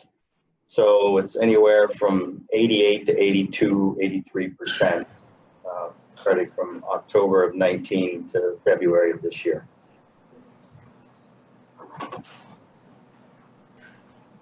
Mr. Perkins. Thank you, Mr. Chairman. Just like to make a comment. These numbers are before Jay came here. 2017 is when he came in here, but these are all the debt write-offs from previous Jay. And since that time, we've got IMA in doing the billing. We've changed that. And we're in the mid 80% at the moment. I don't know about the past 3 months or so, but things look like they're getting better. I'm not sure if it's, you know, perfect yet, but just to take a note that this wasn't Jay's doing. I just want everybody to know that. And things have changed around, so thank you. I speak to the differences that were requested. So I'm looking at the resolution that was approved in January, and the difference for chemical dependency at that time, which I believe Renee confirmed for me if you would, the 900,000 was everything backwards, right? Everything, yes. Everything, so not just a few years, that was everything that was sitting out there. And the cleanup that's being requested now in the 230 is a drop for chemical dependency of 322,915. and a drop for mental health of $324,478. And I believe, Renee, there's going to be one more year of a sizable one that we can predict. Is that correct? I'm just looking at the backup that we booked the 2019 year-end allowance for, and my calculation for, if it looks like the 2018 outstanding at the end of 2019 is $117,000 and roughly. So it's still a big jump down from this amount for the 2017. And the 2019 that was outstanding at the time that report was done was 276,000. But you know, we bill right up until December 31st. So that's a tough number to look at as of December 31st, 2019. So that's good progress on the 2018, I think, versus the 2017 number as well. And can the legislators find that in the revenue for each of the clinics? Is that the best spot where they can see that difference? You won't, I don't know that you'd see it in the revenue. Where you're going to see the revenue is affected at the end of the year when the treasurer's office establishes the allowance. Okay. So at So December year end. Yes. So at year end, we set up the contra asset account. We established that amount. So we booked $241,000 and some change as of December 31st, 2019. Then this resolution is the second step. It comes in and it reduces the contra asset account and reduces the accounts receivable. But the actual impact on the financial statements was of December 31st, 2019. So that's the offset to the allowances, the revenues for that year. So that's what absorbs the difference, where you can see that. So when you look at, and you can see those numbers produced, we looked at that, I believe at budget time.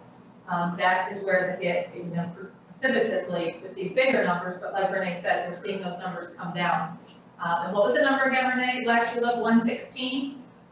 It looks like at the end of the year, what was outstanding for 2018 is about $117,000. So that will most likely be less this time of year next year when the department comes in with their request. And I think at that time, the farthest back we could place was 2002. And so we attribute this even on an average of about $56,000 a year when you look at the 900,000. Now, some years were more than others, but when you go over that period of time, $56,000 a year on an average, we do need to get back to in the treasurer's office pushing this for these bad debt write-offs. You see them from probation and you see them from community services. Often, legislators have opposed them simply because they're bad debt write-offs. Collection options, collection efforts continue, no matter what. But it's really important, I think, when you look at how the department's doing, like Renee said, they're making progress. That's all. Thank you, Ms. Booth. Mr. Burke? Just to point out one additional thing, we are a provider of last resort. We provide services whether people can afford to pay, for people that can't afford to pay, as well as for people that can pay. And unlike many other entities that you show your insurance first before you receive services, St. Lawrence County is more concerned about providing the services. And not to diminish the importance of billing when people have insurance or Medicaid or Medicare, but we are a provider of last resort, and it's important to keep that in mind. And it's an important service for the people of our county that can't afford to pay. Thank you. I could add to that.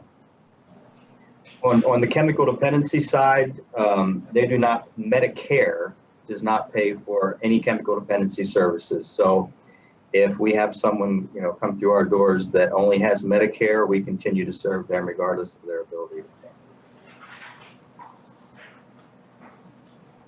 pay. Any more discussion? Being none, all in favor? Aye. Opposed? No. We have 2 no votes, Mr. Akers and Mr. Lightfoot. Motion's carried.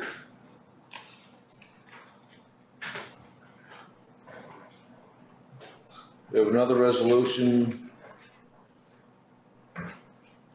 authorize the chair to sign 2 contracts with the New York State Governor's Traffic Safety Committee to accept the Traffic Safety Program and Child Passenger Safety Grants 2020 to 2021. Do we have a motion? Motion by Dan Fay, second by Mr. Akers. Go ahead, Jay. Okay, these 2 programs are embedded into our special programs. So we received a total for both of these grants of $89,199. That's $535 less than what we asked for, but it's an increase of $665 over last year's grant monies. So these monies are used for, obviously, we give out to low-income households car seats and provide the education of fitting the car seat properly. The other things that the traffic safety does is a lot of education and training within the community. We have seatbelt safety, nighttime safety, driving under the influence education, slow-moving vehicle education, which is certainly important with the Amish community.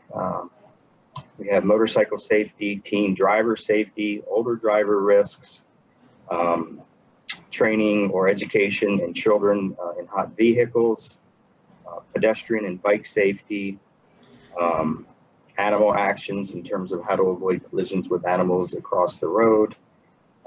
So that's some of the education that these programs provide. Any discussion? No discussion, all in favor? Aye. Opposed? Carried. Next, we have a resolution amending the St. Lawrence County Youth Advisory Board. Chair, we have the monthly updates. Oh, excuse me, let's go with the update. You should have printed copies and it was posted on Google Drive. Jay? So, starting off with the no-shows. No-shows did go up a little this month, about 8.8%. I'm hoping that that's not a trend. I really don't have an explanation at this point why it did go up a little bit, but no-show rates and cancellations rates do fluctuate over time. So not always going to remain consistent. In terms of counselor visit averages, with all clinics, the aggregate, in May we were 4.99, June we were 5.18, and then this month this month being July, we're at 5.36. The chemical dependency visits per 7 hours have also increased slightly. Mental health visits per 7 hours have just slightly decreased, but they're still meeting the goal of 72% face-to-face billable time. The chemical dependency weighted visits, again, the goal is 72%.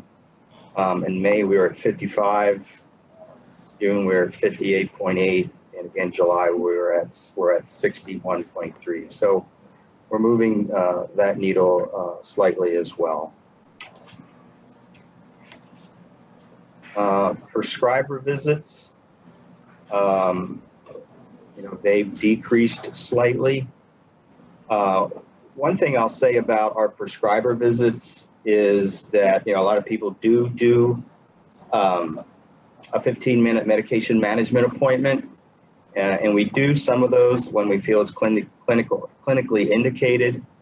A higher percentage are 30-minute sessions, but for Medicaid, we get add-on rates for that. So for instance, if we do a 30-minute session or greater, the medication management rate for Medicaid and Medicaid managed care is $133.88.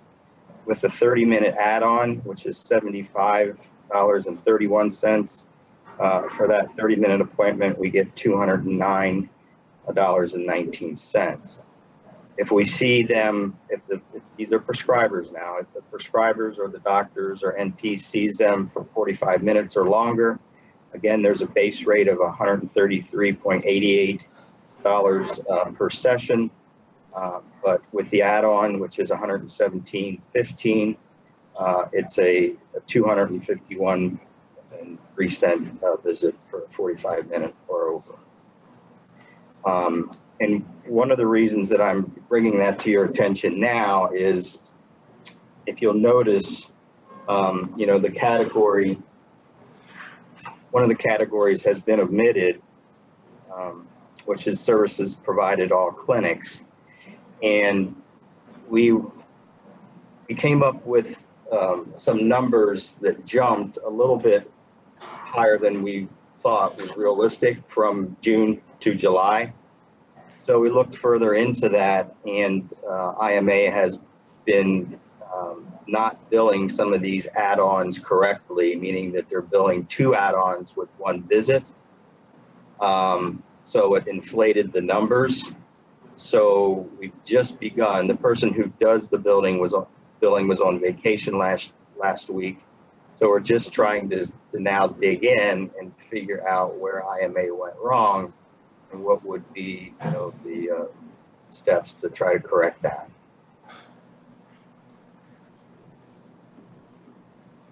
Any questions? The last thing I will say in terms of the waiting lists, you know, we're still at 0, but you know, how do you define waiting lists, right? I mean, it's just like you don't have a pile of referrals stacked in a drawer, but we are scheduling out for on the mental health side, not on the chemical dependency side. We are scheduling out now 3 to 4 weeks. So we say we don't have a wait list, but we actually have a 3-4 week wait list. Howbeit they are different appointments. We sometimes are able to backfill those when we do have cancellations, however.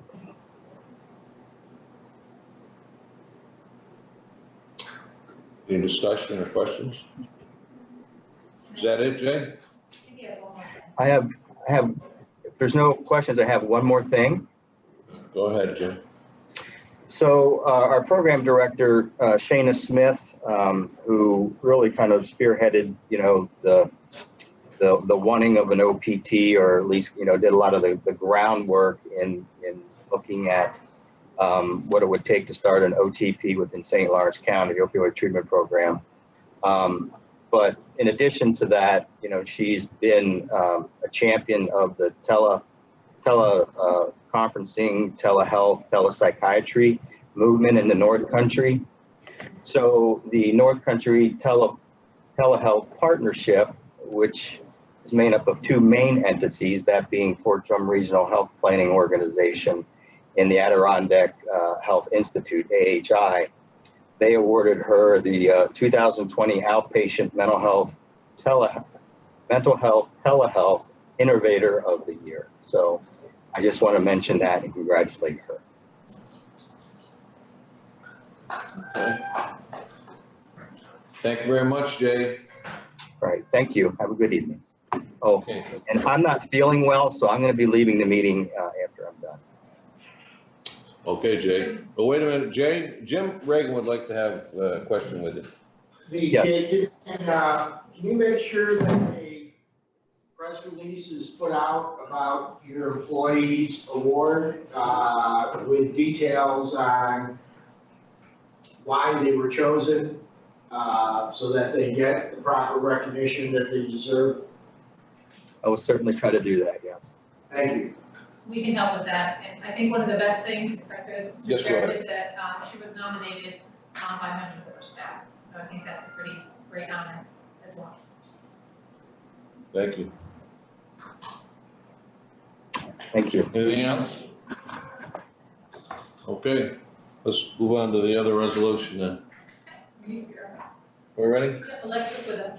Okay, we're amending the St. Lawrence County Youth Advisory Board bylaws and structure. We have a motion. Motion by Rick Perkins, seconded by Mr. Smithers.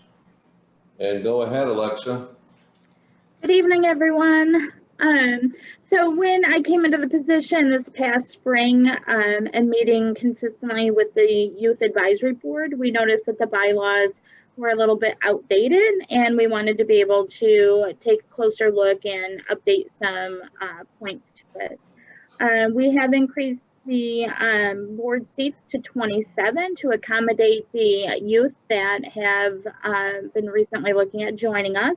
We have approximately 12 youth members interested in coming on to our current 13, and no less than 11 members for our Youth Advisory Board. We have kind of defined our youth representatives being younger than the age of 21. We also added some language as far as our youth committee. You can see that toward the bottom of that first page. Our youth committee does meet monthly. We have about 2 to 3 youth advisory board members, and then all of the youth advisory youth committee members. And that allows the youth to come together on a monthly basis and talk about topics of importance and initiatives that they would like to work on. And lastly, we wanted to update verbiage concerning email voting, which is permissible, but it's passed by unanimous written consent. If we don't have that, then we are establishing a teleconference meeting requiring a quorum to be present so we can discuss any concerns. And so those are our updated bylaws.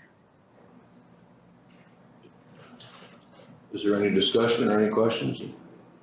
Alexa? Mr. Chair, I could just mention. The full copy of the updated bylaws is on Google Drive under the Youth Bureau. So you can take a look at those prior to the official public. No further discussion, questions? All in favor? Aye. Opposed? Carried. Thank you, Alexa. Thank you. And then lastly, I wanted to have an opportunity to talk to you about some ideas or opportunities that I would like to see where we're moving our youth bureau and so forth. As we know, we're facing increased financial challenges, and our youth are experiencing a lot of pressures from all directions during a time that we can't have large gatherings and regular events.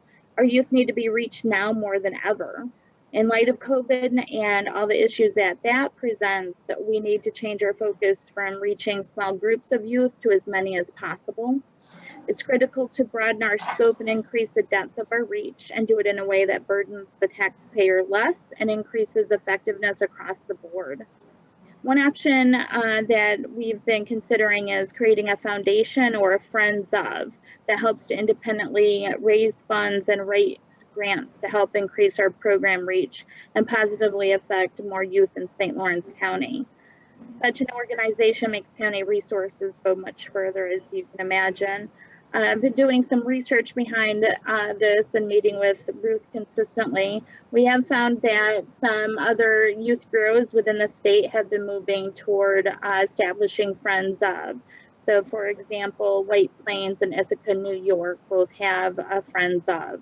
And also there's a community foundation of Orange and Sullivan counties that are working closely with the Orange County Youth Bureau. Some differences between the two, let's say if we establish a Friends of, let's say for example, a Friends of St. Lawrence County Youth Bureau, I see that being more of a grant writing board to benefit strictly the youth of St. Lawrence County by providing social, emotional, and academic programs and support. Whereas if we move toward a foundation, I feel that that would offer a broader scope. Foundations typically support arts and culture, education, health initiatives, environmental protection, and community development. I think by having a broader scope, foundations have more flexibility to serve a wider group of organizations and partners by providing grants, scholarships, and establishing endowments. In either scenario, I would be serving as a non-voting member.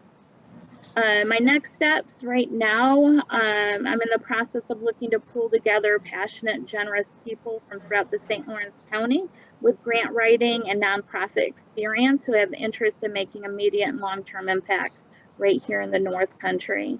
My goal is to establish about 13 to 15 business owners, community leaders, educators, retired individuals who would be interested in developing this foundation or Friends of. And then from there, we would be establishing bylaws and working at becoming incorporated. So that's what I'm working on. Sounds like you're busy. Any questions, discussion? Thank you, Alexa. Thank you. Next on the agenda is proposed Lake Ontario National Marine Sanctuary presentation. Yes, I think we've got Ellen tuning in here, and my colleague from Oswego County, Phil Church, also is joining us this evening. Good evening. Hi, Ruth. How are you? I'm good, Phil. How you doing? Good. And who would like to go first, Mr. Church or Alan? Sure, I'd be happy to. First, thank you, Mr. Chairman and the committee, for giving us a few minutes of your time, Ellen and I, to talk about this proposal that Oswego County and our surrounding counties have been working on for the past 5 years. And if you decide to join in, you're more than welcome. We'd be happy to have you. My name is Phil Church. As Ruth said, I've been the county administrator in Oswego County for the past 13 years. And if you're familiar with our county, tourism is a big thing here. We're right on the southeastern shore of Lake Ontario. Sport fishing is our home. And just as I'm sure St. Lawrence does with the St. Lawrence River and the Thousand Islands, tourism is a pretty important economic driver in your county. I've also been a shipwreck diver for 29 years. I've been all over the Great Lakes mostly, and a lot of diving in the St. Lawrence River, your county. Been on both of the shipwrecks that NOAA is interested in tonight that they want to talk about. And wherever I've gone in the Great Lakes or any place else, I've seen areas that have really done a good job of taking advantage of the resources that they have under the water. Shipwreck. Thunder Bay in Michigan is a good example. It's a marine sanctuary. And I've always wondered why we weren't doing that here, knowing that we had a great number of shipwrecks in the St. Lawrence River. And like you often do when you go somewhere else and see how great it is, you come back and say, why didn't somebody do something about that and do it here? Well, about 5 years ago, I was approached by NOAA that they had a marine sanctuary program, and they were taking new nominations. So I guess it defaulted to me to be that person to do something about it and try to get it done here. What we did is learn about the marine sanctuary program. Philip, excuse me for a second. You're fading in and out. If you talk a little closer maybe to the microphone, it might have been a little more clear. Okay, I'll try to speak up a little bit. Is that better? That's better, thank you. Okay. And so we had a series of meetings with NOAA and learned that this has to be a community-driven project. It doesn't happen unless the locals are behind it, and their input is very important. So that made us feel good because we didn't want to do anything to our current tourism industries that might be deemed as a threat. Fishing is big here. Now we're bringing in another user, the divers. How are they going to react? So we began meeting with stakeholder groups, divers, fishermen, hotel owners, the businesses, and let them know what this was really all about. And they had some initial questions, but after a while, they realized they didn't see any downside to this. It was a win-win. And they ended up writing letters of support and getting behind this project. What a marine sanctuary is, it's sort of like a national park, but it's underwater. From the name sanctuary, think it's a lot of regulations that prevent you from going there. It's just the opposite. The idea is to promote access in a responsible way so that people can enjoy it. I then met with fellow counties, the chairman and my counterparts in Wayne, Cayuga, and Jefferson. Just for my own familiarity of the area, I thought that might be a good place to start. Everybody came on board. I eventually had a brief meeting with the governor because the New York State has to be on board with this as well. And New York State became part of the partner that helped us write a nomination. The governor was good with this project and blessed it. And after about 2 years of research and writing, we submitted a nomination to the National Oceanic and Atmospheric Administration, or NOAA, better known as the Weather Service, but I'll let Ellen explain her program within that. And we were accepted for one of only a handful of nominations around the country. And we're pretty proud of that. And it's gone into the designation phase now. Ellen will explain a little bit better. Where there's a lot of public input, we're creating a management plan.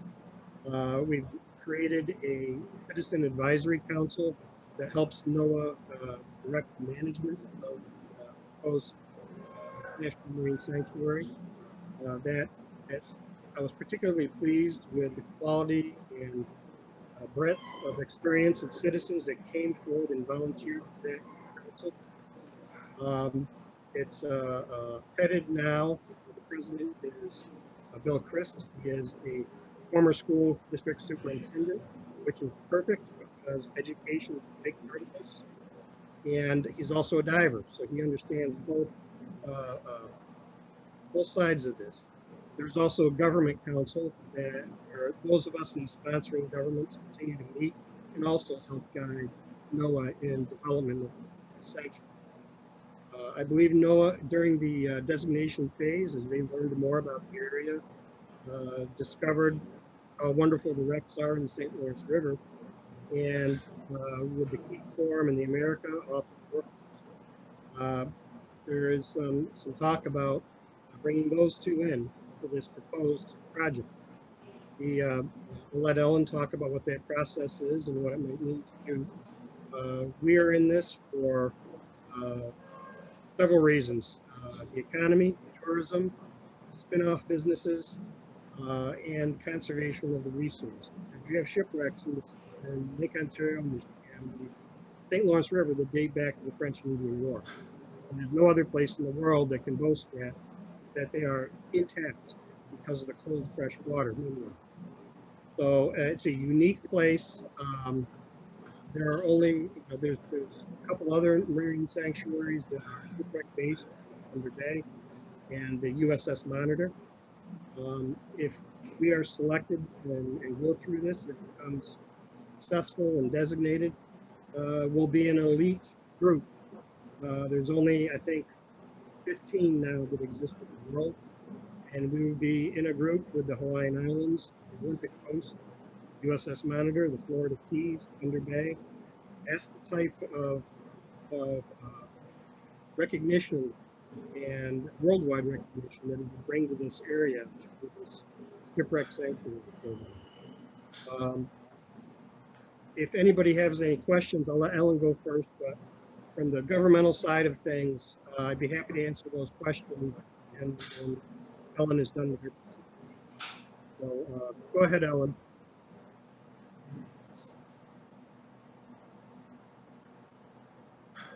You're muted, Ellen. You're muted. Ellen, you're muted. Push that button. No, that's my other button. Okay, how's that? We hear you now. We good?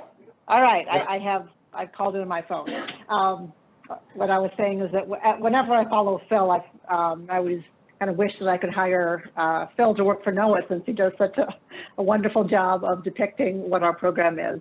Well, thank you very much. I'd like to extend my thanks as well to inviting Phil and myself to your meeting tonight. I'm happy to show a few slides and then we can jump into questions. I guess that might be helpful, but as introduction, I'm Ellen Brody. I'm with the NOAA Office of National Marine Sanctuaries. I'm based in Ann Arbor, Michigan. In fact, I started off my morning today in the Catskill Mountains, having spent a week vacationing in your lovely state, and I kept wondering why I was driving west when I should have been driving north to actually be with you tonight, but long day of driving. Anyways, so if it's okay, I'll just share my screen and show a couple slides to get us started. And you'll have to tell me if you can see this. Yes. Yes. Okay. So this is the map that that Phil talked about, and I think what's important about this map is when you look at these places, these 14 places, and what they represent. They truly are some of the most iconic and beautiful ocean and Great Lakes treasures that we have in our country. And to be, I mean, right now there's two yellow boxes, both in the Great Lakes, but it really becomes kind of a coveted place on this map for those sites that are national marine sanctuaries.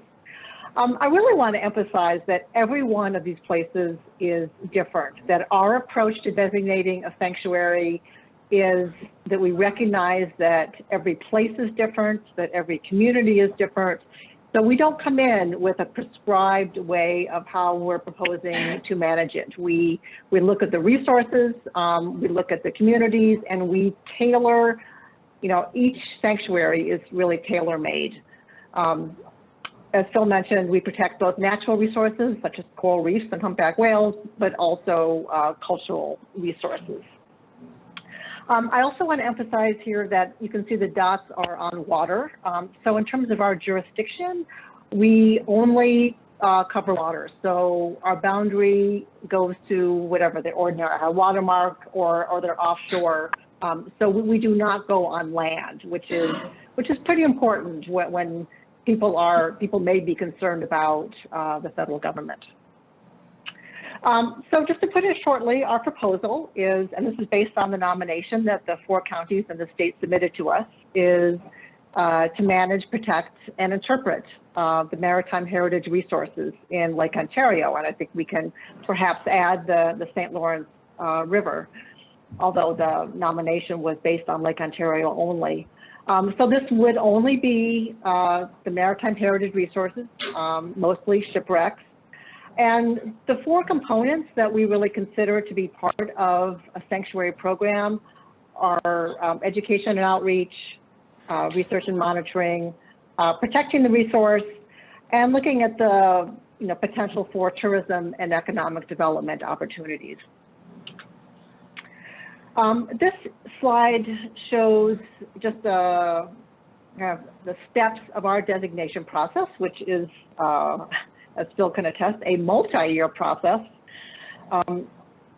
We accepted the sanctuary the nomination in 2017. We initiated our interest in designating a sanctuary in April of 2019.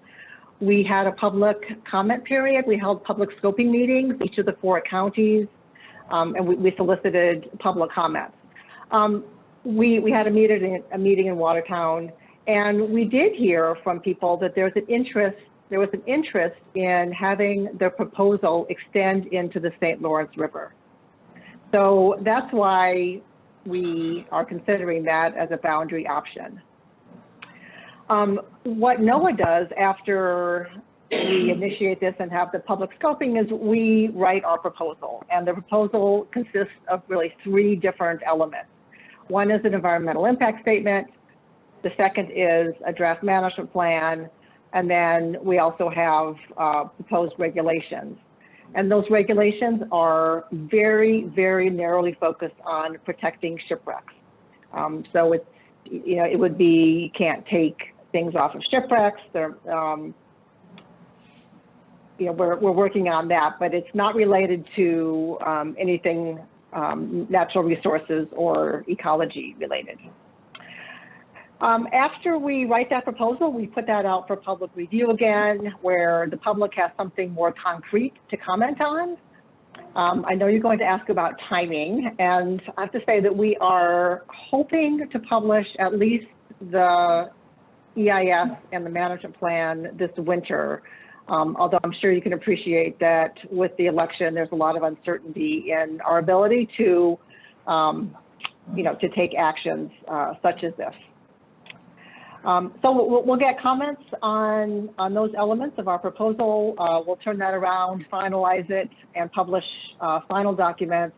And at that point, the state is given an opportunity to review. We work with the state very closely as we, in all elements of this, because their state waters. So the state is a key partner here. And then it becomes a sanctuary. It is, you know, a 2 to 3 year process at best. Sometimes people say, why can't you do it do it in a shorter amount of time? And I say, well, maybe we could, but we really are committed to public engagement. You know, the Sanctuary Advisory Council takes more time, but it's absolutely critical to what we do, and that's a value that is very deeply held to us. So I just wanted to show you the 2 boundary alternatives that we're considering. This first slide, option 1, is the area that came in with a nomination. It's about 1,700 square miles, goes out to the Canadian border and about 20 miles east of Rochester. But this one stops at the mouth of the St. Lawrence. So based on public comment, we are considering putting forth an alternative that would include the St. Lawrence. And because we were working with the 4 counties, we stopped with this at the Jefferson County line. However, there are 2 shipwrecks, the America and the Keystorm, that are a couple miles over the Jefferson County border, and they are they're some of the better shipwrecks in the river. So it would seem, you know, so we wanted to approach you to see if there was an interest. So rather than us stopping at a government line, that we would actually look at the resource. So that's why we are here tonight, to seek your interest. And I think Phil gave you a pretty good sense of how carefully we do want to work with the counties. And then finally, I just wanted to show you the number of shipwrecks that we're talking about. In the Eastern Lake Ontario, there are 39 known. And this is not only shipwrecks, but other underwater cultural resources sites. And then the potential, you know, based on historical record for another 30. And the St. Lawrence, 29 known wrecks with 10 potential. And I think, you know, from our perspective, another reason that we're interested in the St. Lawrence River is the accessibility of the wrecks. Many of the Lake Ontario shipwrecks are very deep and not accessible to recreational divers. Although, you know, it's critical to our program that this is not a proposal, not a sanctuary that caters only to divers, because a minuscule, you know, percentage of people are divers. This will only be successful if we do the education and outreach and bring that, you know, the stories, the knowledge to people who are, you know, may never get wet. So I thought I would just stop there and answer any questions. I wanted to make that pretty short, but probably most useful just to see what questions you have. Thank you, Ellen. Jim Reagan, legislator from Augsburg, has got his hand up. Thank you. Phil, I just want to thank both you and Ellen for your efforts at bringing this proposal forward and for developing the idea of a marine sanctuary. And I'm very pleased to hear that you want this process to be a community-driven process. And the main reason I say that is because I think it's very, very important that we expand the marine sanctuary to the dam.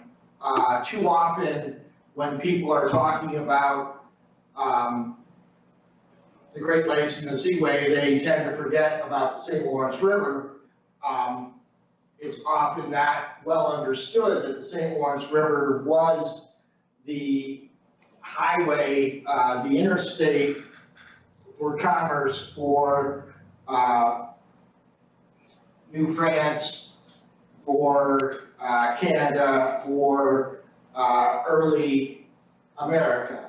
And in the case of Augsburg, where I live, the last battle of the French and Indian War was fought off the shore of Ogdensburg, in which, 12,000 British under Geoffrey Amherst sailed down the St. Lawrence River and fought the French on what's now Chimney Island. That's a chapter of our history that, because history is written by the victors, is forgotten about. And I think there are numerous wrecks beyond the Hammond area, beyond the Chippewa Bay area that need to be looked at so that we can tell a more complete tale about the maritime history of the St. Lawrence River.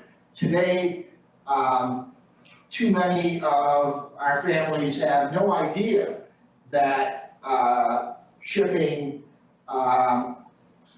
was the lifeblood of the early communities in St. Lawrence County, as well as Jefferson and Oswego counties. This seems like a terrific opportunity to help re-educate our communities about the resources that are just below the surface of the water, and reclaim that important part of our heritage. I would urge you guys to work with us to expand the sanctuary to include the towns of Oswegatchie, Morristown, Ogdensburg, Lisbon, Waddington, Louisville, and Messina, so that our role, not just in the early history of America, but also in the years since, can be reclaimed and provided, and made more easily accessible to not just the North Country and Central New York, but to people around the world by using the resources that NOAA will be able to bring to bear.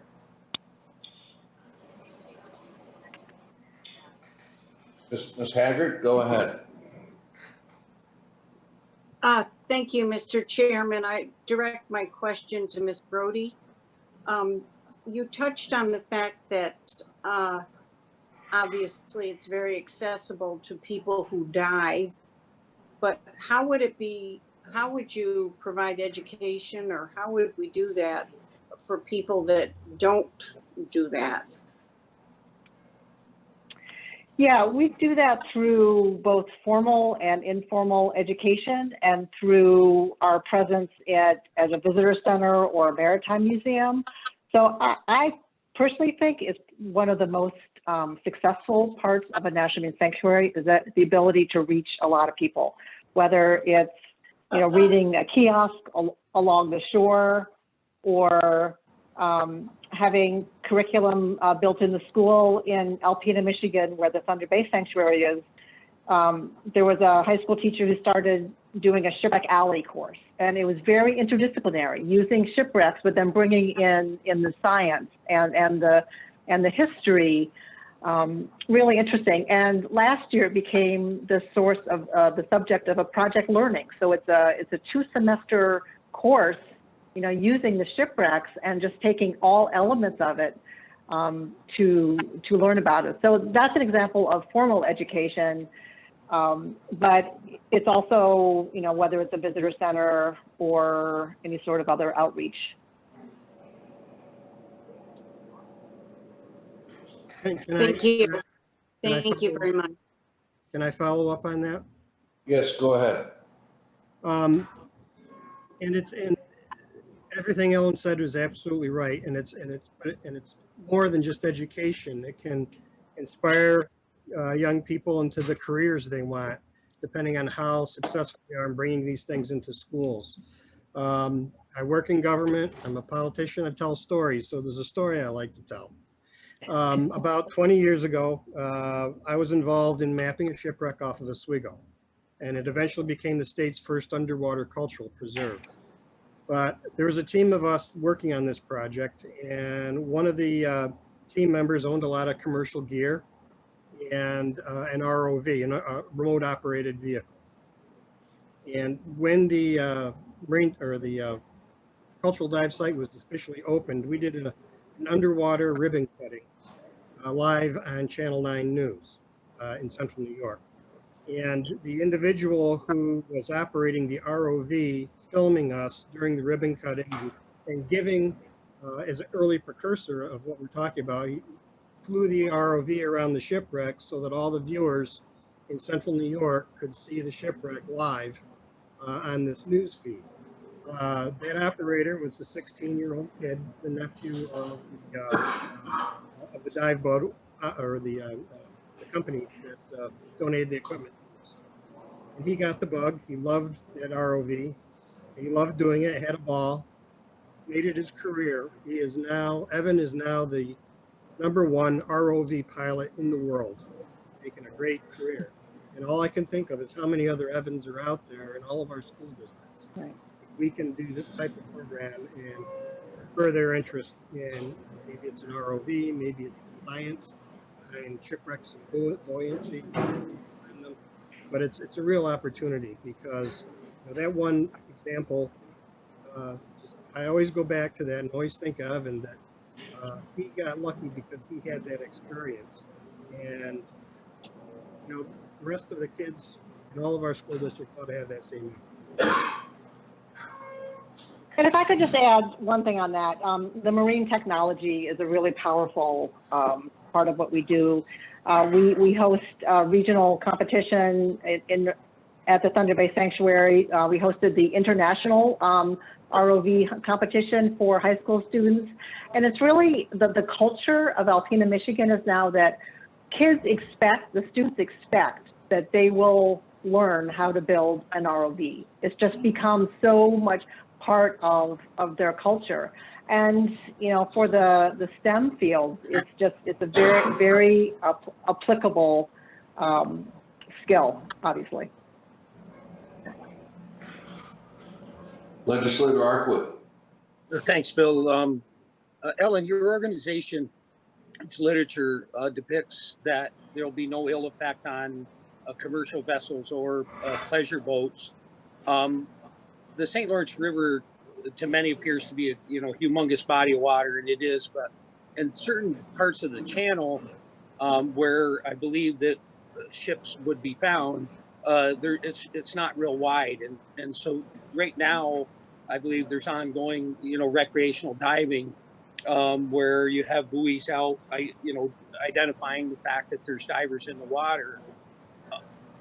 I believe that there's a significant distance that both pleasure boaters and commercial boaters need to stay away from a place where people are diving. I think it might be 500 feet or 500 yards. Are you aware of what that distance would be? 500 feet. 100 feet from a dive flag. It's 100 feet? Yes. Okay, so again, there are parts of the channel that 100 feet away would present a problem to both commercial vessels as well as recreational boaters. Can you respond to that concern? Well, I haven't done any diving there, but I am very much aware of the challenges of having a marine sanctuary in the river. And a couple weeks ago, I had my first call with the St. Lawrence Seaway Development Corporation to start, talking about some of the potential conflicts and, basically, is there enough room for everyone? Part of me, well, I don't know, Phil, you've done more. You actually might be better at answering this question in terms of how many users are there now.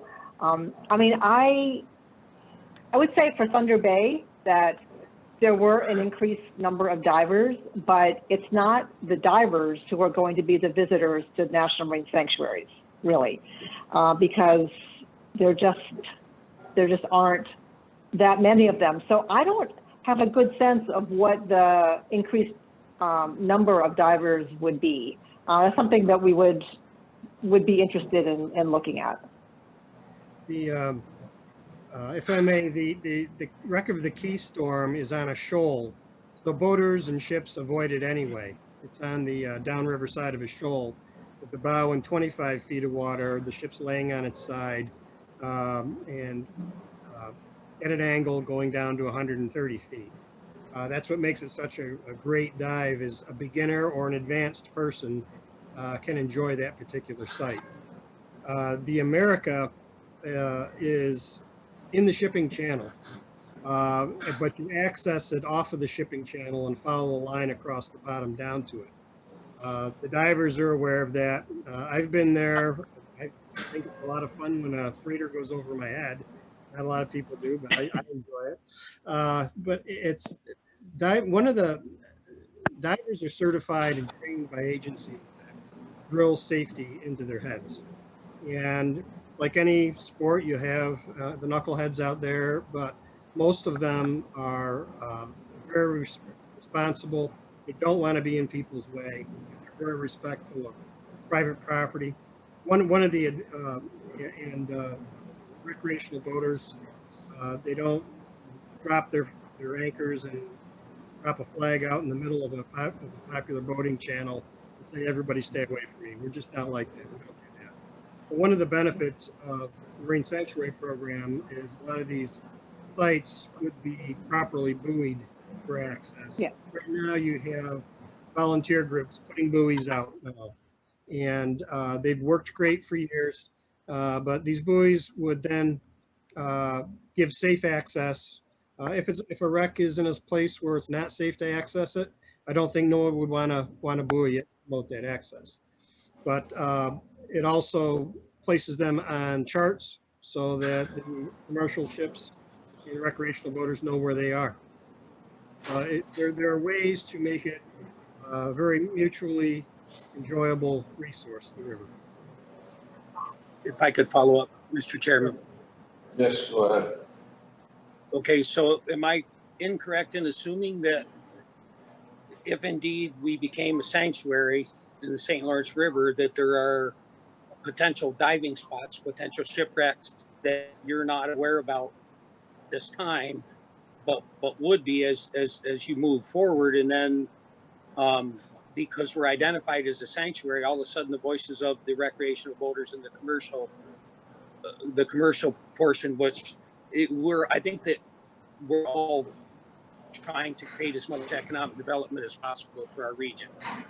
But again, I have some strong concerns that if indeed we got behind this, that we may find later on that many of our folks that are using this river for economic advantages would find themselves without a voice. Yeah, I mean, I'm always interested in learning more about how these areas are used, which is why our advisory council is so key. We have a seat on our advisory council for recreational fishing and recreational boating. So, you know, these are questions and issues that we want to hear from the users. Right. This is, as I said earlier, this is a community-driven process. This is the first step tonight of NOAA reaching out to your community and meeting with you folks and eventually probably other stakeholders. As Ellen said, the advisory council is intentionally made up of people who have varying interests, who use the resource in the water for their own purposes and different purposes. We also have shoreline property owners, riparian representation. So all that gets worked through before I think we'll put a buoy on it. Plus, you have a whole process you need to go through and document that. Right. And also, I want to go back to my point about the regulation being very, very narrowly focused on the protection of shipwrecks. And we're looking at Like you can't take an artifact from a shipwreck, you can't, damage a shipwreck. When you're on the ship, when a diver's on the shipwreck, you can't move something from, the stern to the bow, because that is impacting the shipwreck. What we don't do is tell fishermen that they can't fish in a certain area. Like there are no zones around shipwrecks where people can't conduct activities. What we're coming at this from is looking at the impact to the shipwreck. So yeah, I mean, access is promoted, and I also like to remind or tell people that we are in the Department of Commerce, and ensuring that we're not impacting commerce is something that's very important to our agency. And just, as a matter of, a value and a principle, our program, the term sanctuary, I think, is really a bad term for what this is, because it leads some people to believe that it's off limits to use. So, you can't, there's no public access, you can't do anything in a sanctuary, because that's what sanctuary means to some people. But I really want to emphasize that we do encourage use of the resources. We want it to be done, without damaging the resources, but it's not, we're not looking at an area that is set aside to be off limits to users. It's just a very important part of how we think about sanctuaries. Thank you. Any further, yes, Mr. Reagan? Yeah, Go ahead. First off, I was just wondering if you are open to the idea of expanding the sanctuary to include the rest of St. Lawrence County's waterfront. Possibly. Okay. But I also want I also want to indicate that for a number of our sanctuaries, we've started off with a certain area, identified area, but then after the sanctuary has been designated for 10 years or so, or whatever, that we have embarked on a number of expansions. So this is not a one-shot deal. In fact, I think there are advantages to not going too big in the initial designation, because resources, as you know, I mean, resources get distributed along a much larger area, and I think it's important that we're able to show successes. So I am, I'm so intrigued by the St. Lawrence River. The history is unbelievable. I mean, the whole Eastern Lake Ontario and St. Lawrence River is just, I'm just so excited to include the possibility of having this as part of our program. So I guess that was a long way of saying we will look at it, but and we may include it as one of our boundary alternatives. But if we end up not having that, selecting that as an alternative, then it doesn't mean that it could never happen. Thunder Bay, for example, started off at 450 miles, and after 14 years was expanded to 4,500 square miles, so almost a 9-fold expansion. And it was, we had, built relationships, we had built support in the communities, we had done a really nice job in Alpena, but wanted to expand it to a larger geographic area. So a lot to consider in that question. And I think it's important to emphasize that many of the wrecks that we're talking about in St. Lawrence County are not in the channel. In fact, much of the channel is sort of in the international section of the river. There were an awful lot of wrecks that occurred just right off the shores of some of our communities, and providing better marking for them would not interfere with recreational boating I love recreational boating, and I think it's the great thing about the St. Lawrence River is it offers us opportunities for a whole multitude of uses, and we ought to be looking at this as an opportunity to market ourselves and to educate the rest of the world about the incredible resources that we have. Here in St. Lawrence County, when I was growing up, the river was impenetrable as far as seeing much farther than 5 to 10 feet.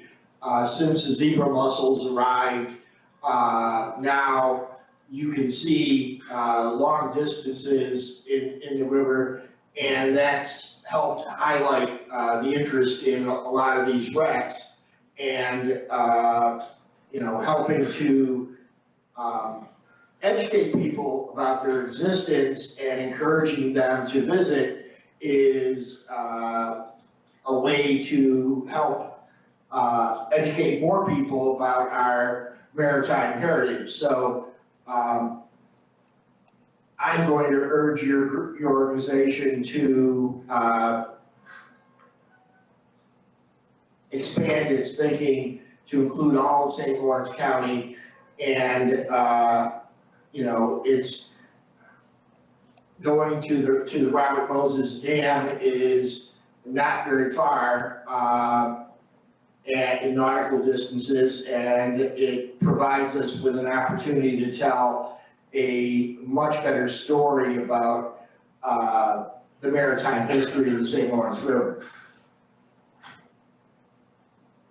Yeah, well, thank you for that suggestion. And I would also point out that we don't stop our programming and interpretation at the sanctuary boundary limits. That we clearly, I mean, because the Great Lakes is it's a basin. We will talk about where the ships came from, where they went. So there are, many opportunities, regardless of where the boundary stops and starts, to tell the story.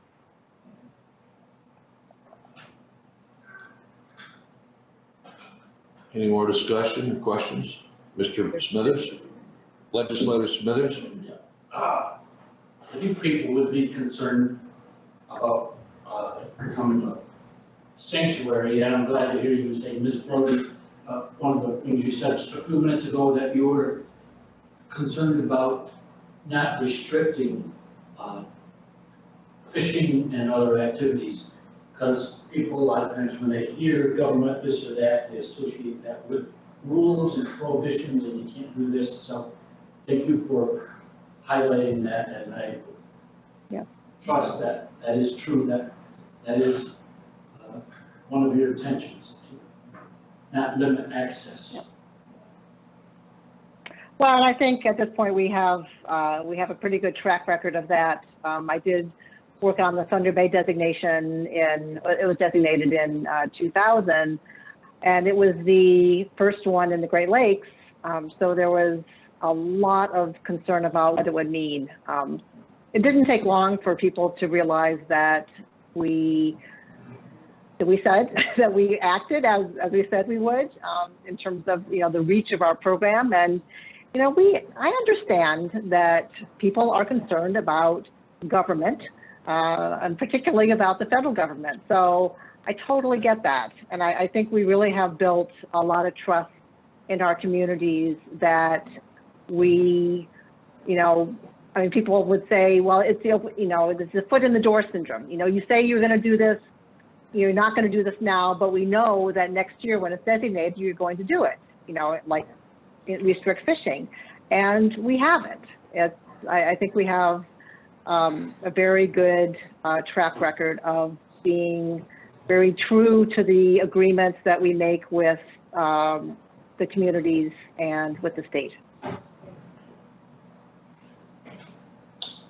Any further questions? Mr. Chairman? Go ahead, Mr. Terminelli.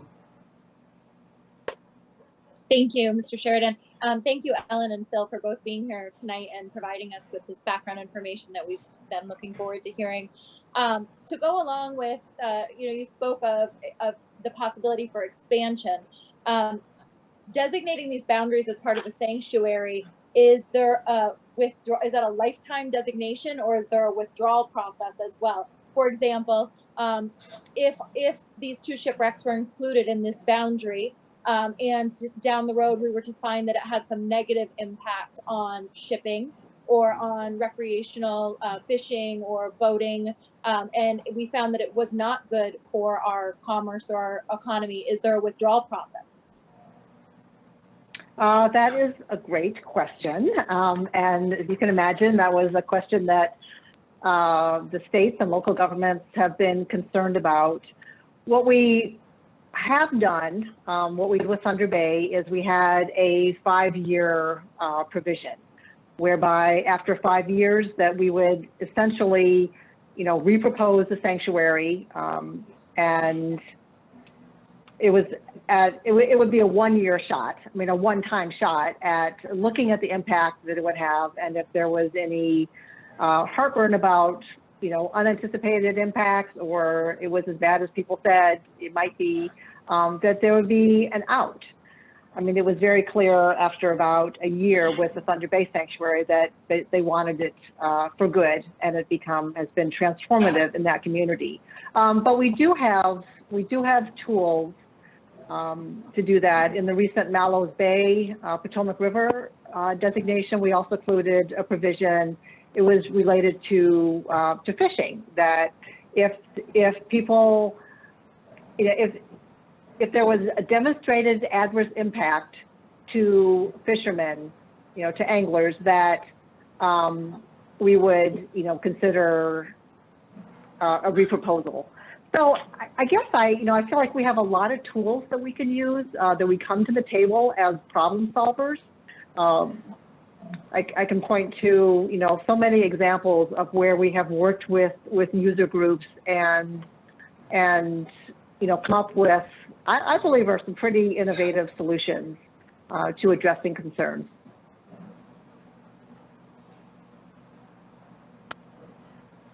Thank you. Does anyone else like to talk? Any more discussion? Mr. Chairman? Yes, go ahead. Yes. If the committee would like, I can share my screen and show them a few images of these 2 wrecks if they haven't seen them. Could you repeat that again? If the committee would like to see, I could share my screen and show them a few images of these 2 shipwrecks that we're talking about, if they're interested. Yeah, I would be interested to see those with the rest of the, any objections? Yes, let's go ahead with the slideshow. Can you see that? No, I don't see a picture of a ship or anything. Yeah. I just see it's, please wait as content. There it is. Oh. It's coming in now, Phil. Okay. That is the Keystorm, the bow. It's sitting in about 25 feet of water. I'm below it at about 50 feet, taking a picture back with the sun on the surface backlighting it. Let's see. That one is also the Keystorm. Looking amidships in about 90 feet of water. Again, looking back towards the bow with the sunlight backlighting the wreck. The next 2 images I didn't take. These are of the America.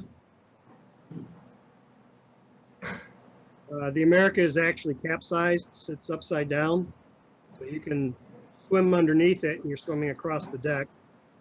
It was a dredge, and you see these pillars faintly.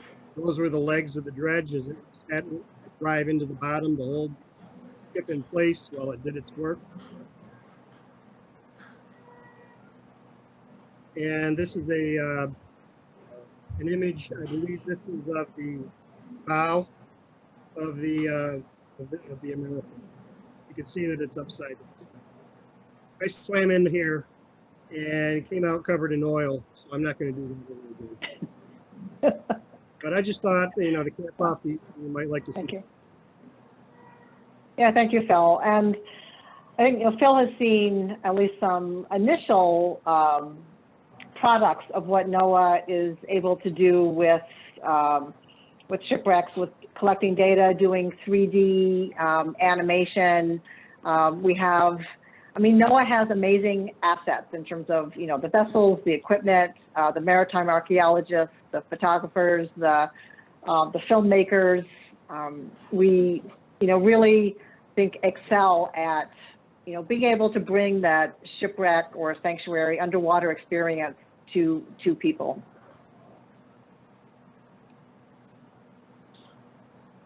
Thank you very much. Both of those shipwrecks are right in front of Singer Castle off Chippewa Bay. And I see people diving on those all the time, and it's just off the channel, so there's never heard of any problems with other boats being upset because they're in that area diving, and then it's a busy area. So.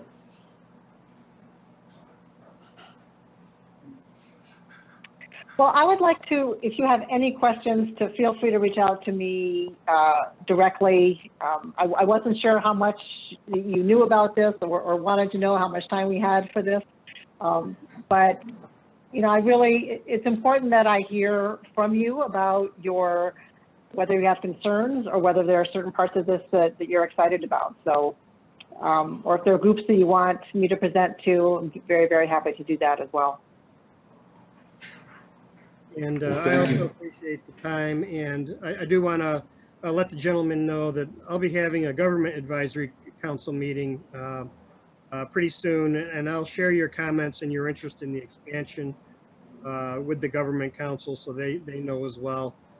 And again, if the boundaries include St. Lawrence, you would have a seat in that council as well. The county will. Thank you, Philip and Ellen. Great presentation. Thank you for having me. And I just want to give a shout out to Jason, who has been an amazing student of the National Marine Sanctuary Program. So thank you, Jason. Thank you. Appreciate that. Appreciate your presentation tonight. Yeah. Okay. Okay, that's it. No more discussion. Thank you. Thank you. All right. Thanks. Bye. Next on the agenda is Vacancy Review Committee. Ruth? Yes, for services tonight, you have 3 departments to consider, and I believe Andrea is joining us first. You there? Yes. Oh, there you are. I'm there. Hi, Hello. Andrea. Hello. Good evening. Oh. Sorry. Go ahead. Go ahead, Andrea. Okay. The first, there are actually 2 of our more flexible positions within the Office for the Aging. They're senior advocate workers. The first one for you to consider has been vacant since March 9th, and that is due to a promotion. If you remember, a while back, we created a temporary program coordinator to train with our high cap or health insurance counselor prior to her retirement.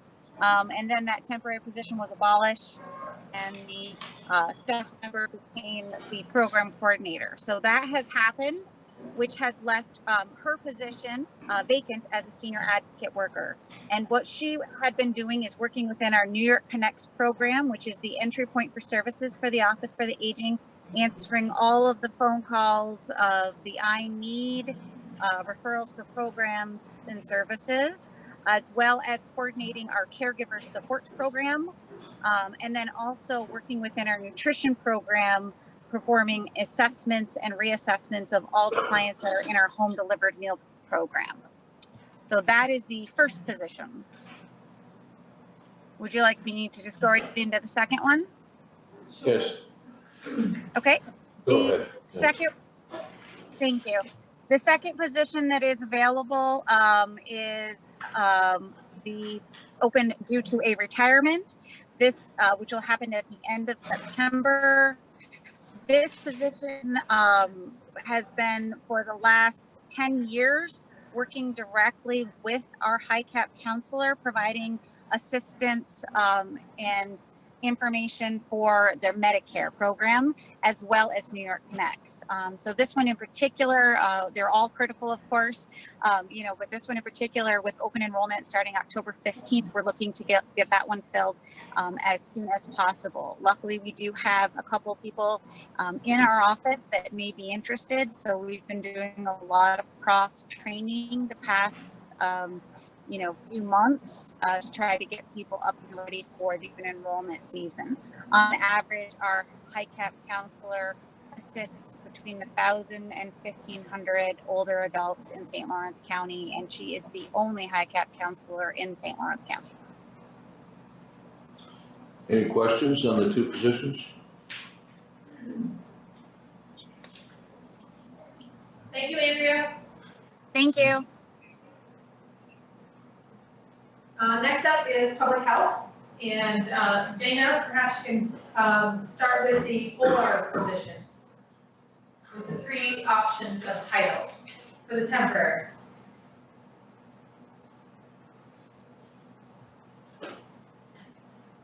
Did you hear Ruth?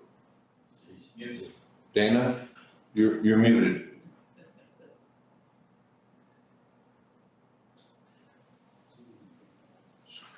Still muted. Can you hear me? Yes, now I can. Okay. Just to give a little context of what's going on in our department, we are currently down 3 of the nurses in our department. And so for the first one, we mainly need assistance with the COVID response. So while we need nurses in the department that start the process, we also need a lot of people that help out in just kind of various areas of the response. So for the first vacancy, we have it to be an RN or a public health specialist or a service coordinator. While the COVID response is one of the priority areas we have a very high caseload for the EI program. So we currently have this temporary role to fill one of those. They are all the same grade and they could assist with the response. Are there any questions on this one? No questions here in this chamber, out on the screen. No questions. Okay. And I'll just say that we did find a candidate that we would like to fill in that role, and she is an RN, so it would be filled with an RN person. The next one is to fill the service coordinator role. And so this has come about because we have an internal kind of just a promotion from an RN moving to a public health nurse.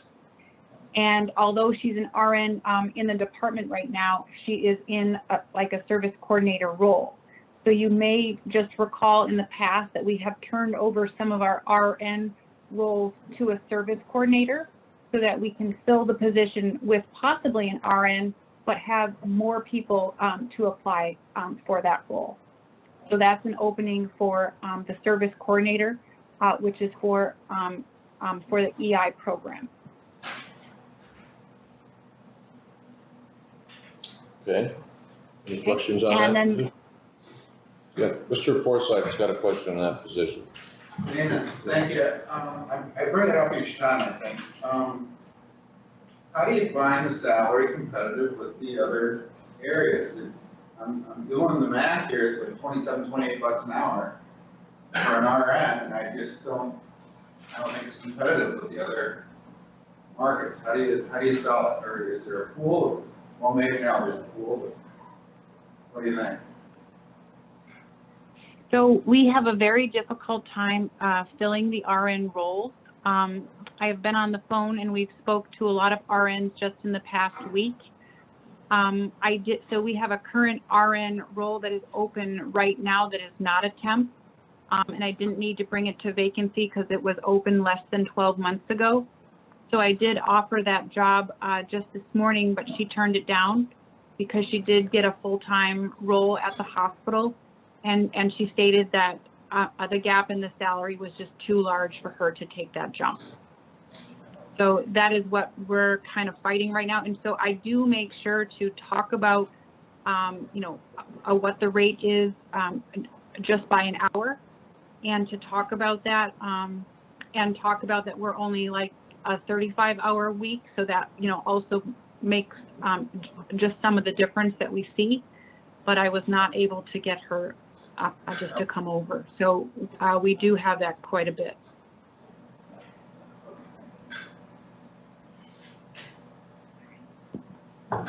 Any other discussion, questions on that position? Okay, go ahead, She Dan. has one more. Ms. Haggard's got one. Ms. Haggard's got one. Ms. Haggard? Go ahead, Ms. Haggard. Thank you, Mr. Chairman. Okay, I don't know how everything works, but why don't we pay them more? Dana, would you like to answer that question? Well, I think we've been working on doing like a salary, kind of like just a review of what we pay. And I believe this last time with the contract process, and so if I'm wrong, Ruth, or if somebody else would step in, that was part of the contract process. But it's very difficult to change the rate of one title. And so when you want to do that, then there's a lot of conversation on which other titles should also be changed. And so then that slows the process down, you know, for the RN role. Mr. Burke, go ahead. Sorry. I guess I wonder, do we have higher RN titles besides community mental health or community health nurse? I'm just wondering if, the other thing, I may have already asked this, but can we start them at a higher increment level, or whatever that's called, a higher step? So we do have 3 levels of the nurses within our department. So there's an RN who is a grade 26. There is the community health nurse that's a grade 28.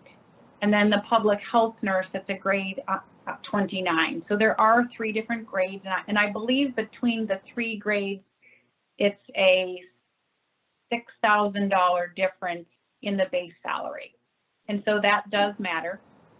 In our department, we have 2 of the public health nurses, and so one of those is open, and that just became filled by an internal fill. So that is a good thing. And as I'll talk about the last vacancy, that is for the community health nurse. So that is 2 grades higher than an RN. So we do have that. We have talked about starting people at a different step than base. And I believe HR has worked on this for a while. I've also talked to the other health departments in the counties that are around us. They do the same thing based on the years of the experience that somebody would bring to the department. But so far, I don't think that that's been passed just by the union.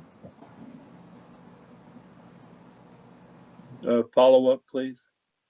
Go ahead, Mr. Burke, go ahead. Is that a union determination? I guess I'm wondering why we would need to seek permission to pay a higher salary. Again, I wonder that. I think, as I view the union's role in trying to protect workers and to try to make sure that they get a living wage, I guess I wonder how that dialogue plays into that. Ruth, would you like me to speak on that? Yes, John. Yeah. Just go ahead. Okay, so the RN positions, the CHN and the PHN, are all union positions. They are in the union. The union does not allow for us to start anyone at a higher than base salary. Did in negotiations, we just got through with CSEA negotiations, and we did have a proposal on the table that would, our first proposal was to increase their grade so that we could pay them more money. And that was not met with favor. Another proposal we had was to start them at a higher step so that we could try to reach higher wages that way. And that also was not met with any favor. And we cannot get these positions. I mean, there's no way to get these positions out of the union. They're in the union. Any new title that we possibly would create that did the same duties for civil service would be classified under the same exact title. But even if we were able to create a new title, there's contract language, which we also tried to get out of the contract negotiations, that says any newly created position will automatically be in the union. So we've tried at least 3-4 different ways to go about this to get the increase, and we have not been successful. I currently have a request as of today from Amy to see if we wanted to meet in person for labor management to listen to the RNs.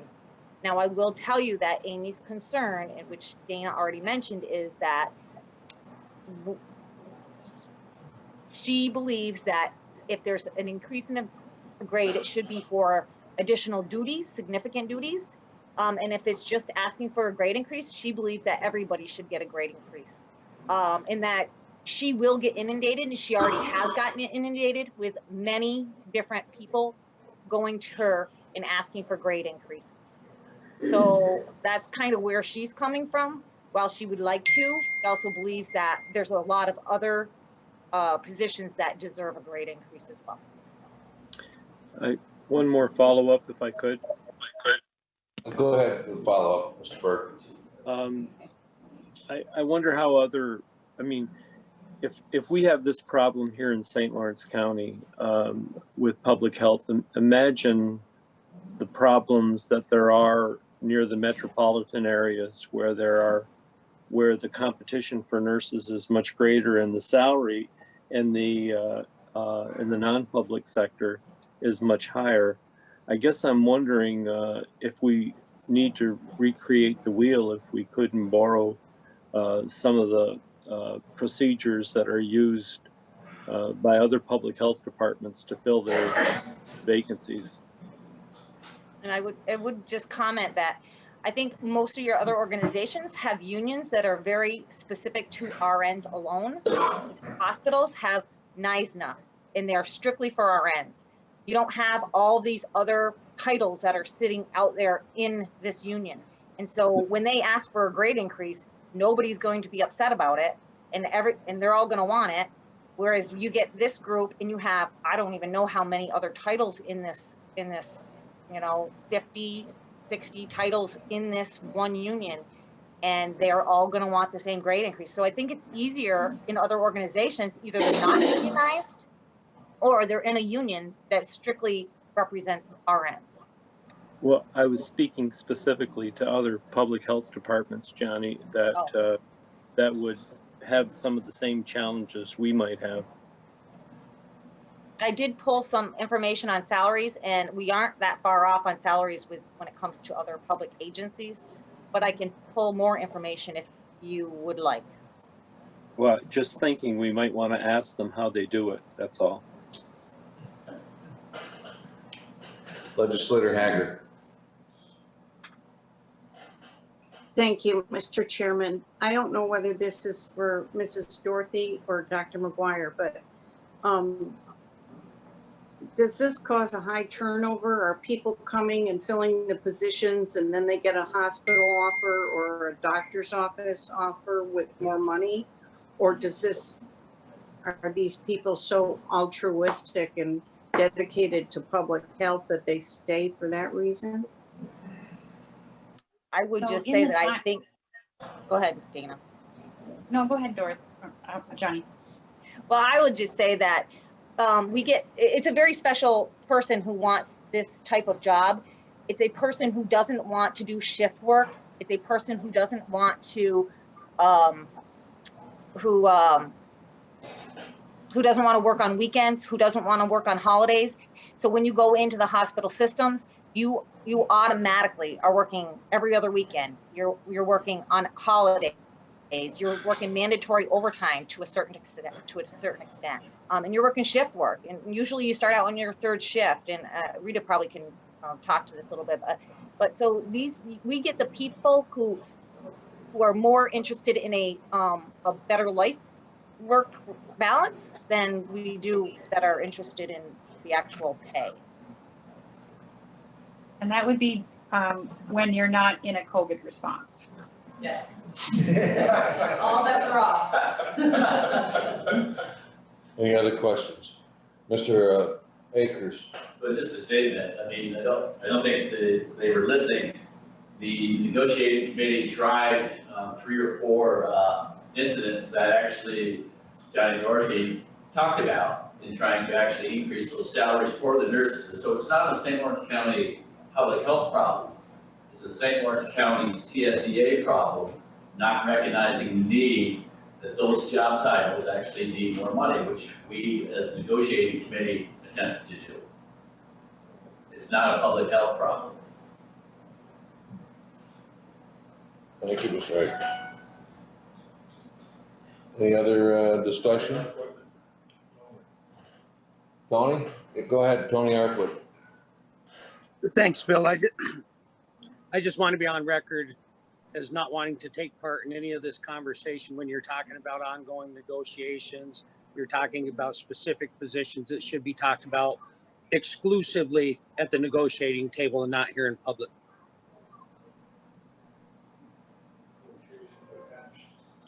Mr. Akers? The contract is public knowledge.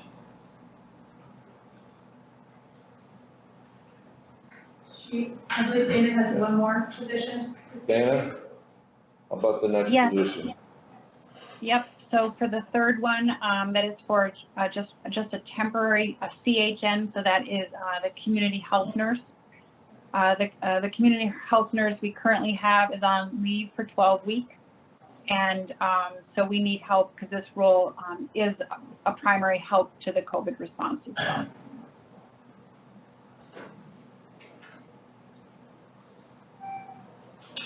Any questions for Dana on that community health nurse? So with regard to the public health positions, as Dana mentioned on the community health nurse, and then on the first position being temporary, if there's no objection, I would like to give her the opportunity to fill those immediately. Under COVID-19, these are positions that are necessary to assist with the COVID response, as well as to fill in for the leave. So they are very busy, and I think would be very much helped by those 2 temporary positions being filled immediately. And that means as of tomorrow. So she would be able to bring folks on. And then we'll still pass it by the traditional process as well. Any questions? John has a question. Mr. Burke, go ahead. Well, I guess it's more of a statement than it is a question, but whether we're looking for, and Margaret touched on it, and Tony did as well, but whether we're looking for a position in public health or we're looking for a position in DSS legal, the burden is upon us, and to find those positions, to find those qualified candidates. We agreed to a contract. So we can't whine about the contract after it's in place. So the burden now, the solution is to find a way to get the resources that we need. Again, not to point the finger at the people that we had good faith bargaining with. It's to find the resources that we need to serve the public. So the challenge is to us, not to anybody else. Further discussion? Just one more. Yes, go ahead, Mr. Akers. The negotiating committee, in good faith, recognized the problem that we have in filling nurses in all of our departments. The negotiating committee made an effort to enhance those salaries of those individuals of the union, and the union blocked us. So we had a contract that we had to agree to because we met in the middle. We tried to enhance those salaries of those individuals that there was a deficit because of the lower salaries competing with private industry. We made every attempt that we could. We were denied by the union. So we are left with what Johnny Dorothy had said, with the people that want a different lifestyle. That a 9-to-5 job or an 8-to-4 job, great benefits and the working conditions. So it does limit our pool.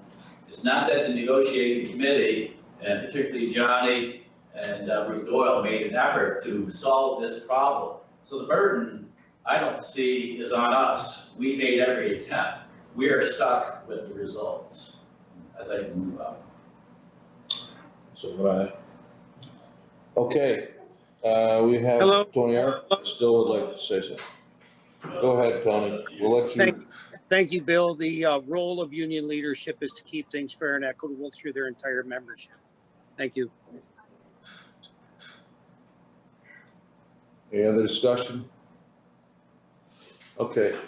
The last position we have is for social services, and that is a caseworker in the Child Protective Services. I don't see Heather Rand. Keith, are you prepared to speak to the position for Heather? You're muted, I believe. Yes, I can speak to the position. Thank you, Ruth. Thank you, committee. We have a very capable and very busy CPS caseworker who will be transferring to another county to be closer to family. That caseworker has a caseload of 21 active cases and 16 monitored individuals at the moment. The CPS unit is a bit hampered, as was explained to the committee, by 2 staff who have COVID-19 accommodations and another current vacancy. As a consideration, it takes about 5 months of lead time of training before a caseworker candidate is capable of taking an individual case in CPS. And we asked for permission for a relatively immediate fill, and I think that was the committee's recommendation. That person is leaving, by the way, on August 21st. Mr. Forsythe. Keith, and I know you do, but what, is there an average amount of time a person stays from CPS? Is there an industry average? I don't have a good sense. I think we've got a fairly strong and stable staff.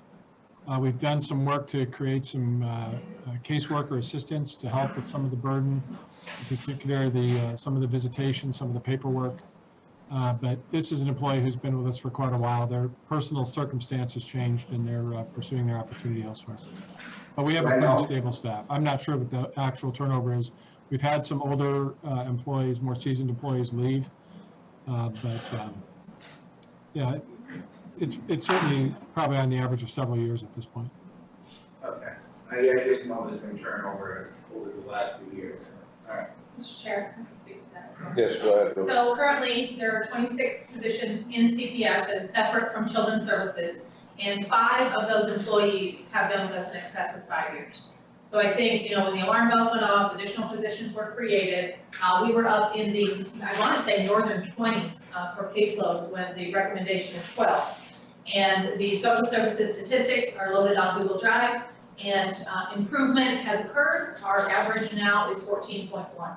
So we have certainly seen a decrease in those numbers. We have seen an increase in case closure with remote work. So while the work continues to be very challenging, I think adding resources, getting them trained up, and keeping them employed, as well as the caseworker assistants, which, as you may recall, have been tasked to lift some of the visitation, as Keith mentioned, to really be the infrastructure support, but also have an opportunity to learn the job and see if it is something they would aspire to do, rather than to come in cold to a position like that. We invest 9 months of training in an ongoing manner and then lose them. So the investment alone in the people that we're taking has improved, I believe, over the last year. Any other questions on that? Mr. Burke, go ahead. I think in Vacancy Committee, and correct me if I'm wrong, Ruth, that we had a discussion about a fair number of new employees in the DSS ranks, older people leaving. And I think that question, again, I don't know that we know why people left. It could be retirement. It could be other things. You explained why the person left tonight. So again, I think turnover, and I think that was the question Dave was referring to, and exit interviews, the reasons for people leaving, I think are very important to look at, and we should all know, we should all have our finger on that pulse. And just to go back, and I apologize for doing this, sometimes the brain of an older person isn't quite as quick as it should be, but my concern wasn't about, and I'm referring to me as an older person, nobody else. My concern wasn't about the negotiating committee. I wasn't passing judgment on them. What I'm saying is that the burden to have resources is on us. We have to figure it out. And I don't, again, I'm not trying to second guess decisions that were made by the negotiating committee. I know those decisions, both sides bargained, I believe, in good faith. But the reality is that we have to fill those items because they're critical to our core services. That was the point I was trying to make. Thanks for indulging me. Thank you, Mr. Burke. I'm going to refrain. Good. So that Okay. concludes the vacancy report. Thank you. Thank you, Keith. Have a nice evening. Thank you. County Administrator report. Yes, a few things to update you on this evening. Wanted to let you know that budget reviews with departments and the budget team are well underway. Currently, both last week and this week, we're holding them via Zoom, and we found that to be a challenge, but we're finding the good. We're looking at budgets, we're sharing screens and looking at lines and making adjustments. We completed 9 departments last week. We are going to be reviewing 8 this week. And certainly, as I continue to extend an invitation, we're happy to share with you the Zoom invite with any of the departments that we're going to be taking a look at. Our departments are working to review these projections critically this year, and they continue to report to me monthly. So above and beyond the typical, which I think is an improvement over years past, the quarterly reporting, which I believe we're in about our 6th year, now we're looking at an informal but still a check every month on that year-to-date budget report and a narrative about what's going on in the department, how much revenues are lagging, and what we're seeing as far as expenses. And folks are being very careful. So I do want you to know they're very mindful of what's happening and our what I call our blindfolds right now to plan for the rest of this year and for next. I did want to mention to you that our meeting schedule over the next month is a little different than you're used to. Next week on the 17th, there is no meeting. The following week on the 24th, the auditors will be present for Finance Committee, and hopefully we can hold an audit committee meeting prior to present the 2019 results. They finished earlier this year, and so they're prepared to present to you at that meeting. We then do not have a meeting on the 31st, and then we do not have a meeting on Labor Day. So we will see you after tonight. We will see you on the 24th for Finance, and then most likely the longest into the month meeting I could ever remember, our board meeting will be September 14th. And so getting beyond the school starting and everything like that, we will then meet September 14th, and then it will be, there are only 2 Mondays left in September. So September will be busy, and then followed the first Monday in October with the tentative budget presentation.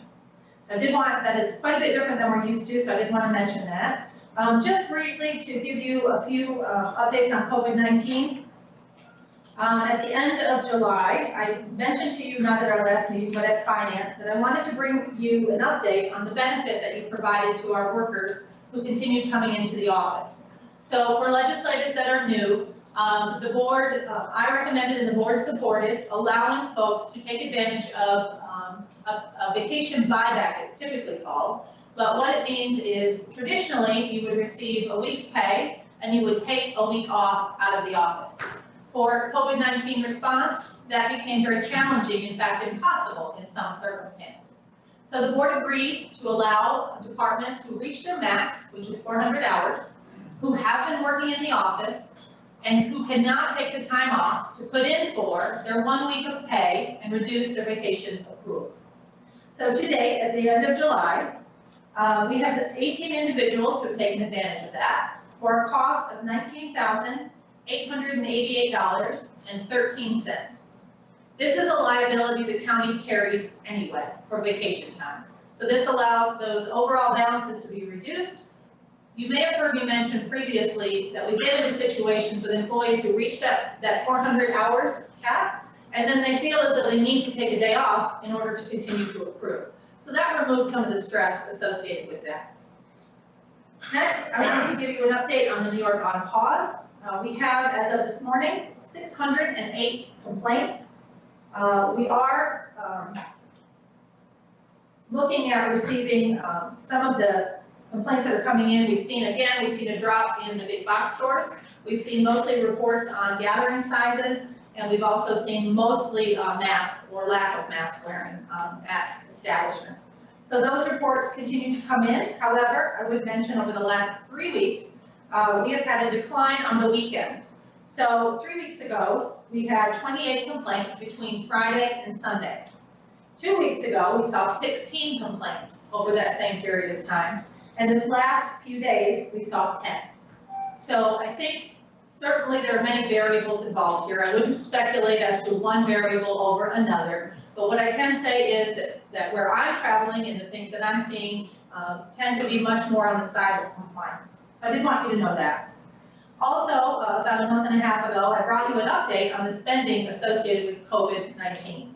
There's 2 areas of our budget that you'll see when we provide that to you of COVID expenses that we expect to be able to find 100% FEMA reimbursement associated with the declaration of state of emergency. And then we also have our CVD accounts, which I'll point out, that are associated with budget modifications that the board has made when departments have been notified. So public health has presented, our transit, as well as Office for the Aging.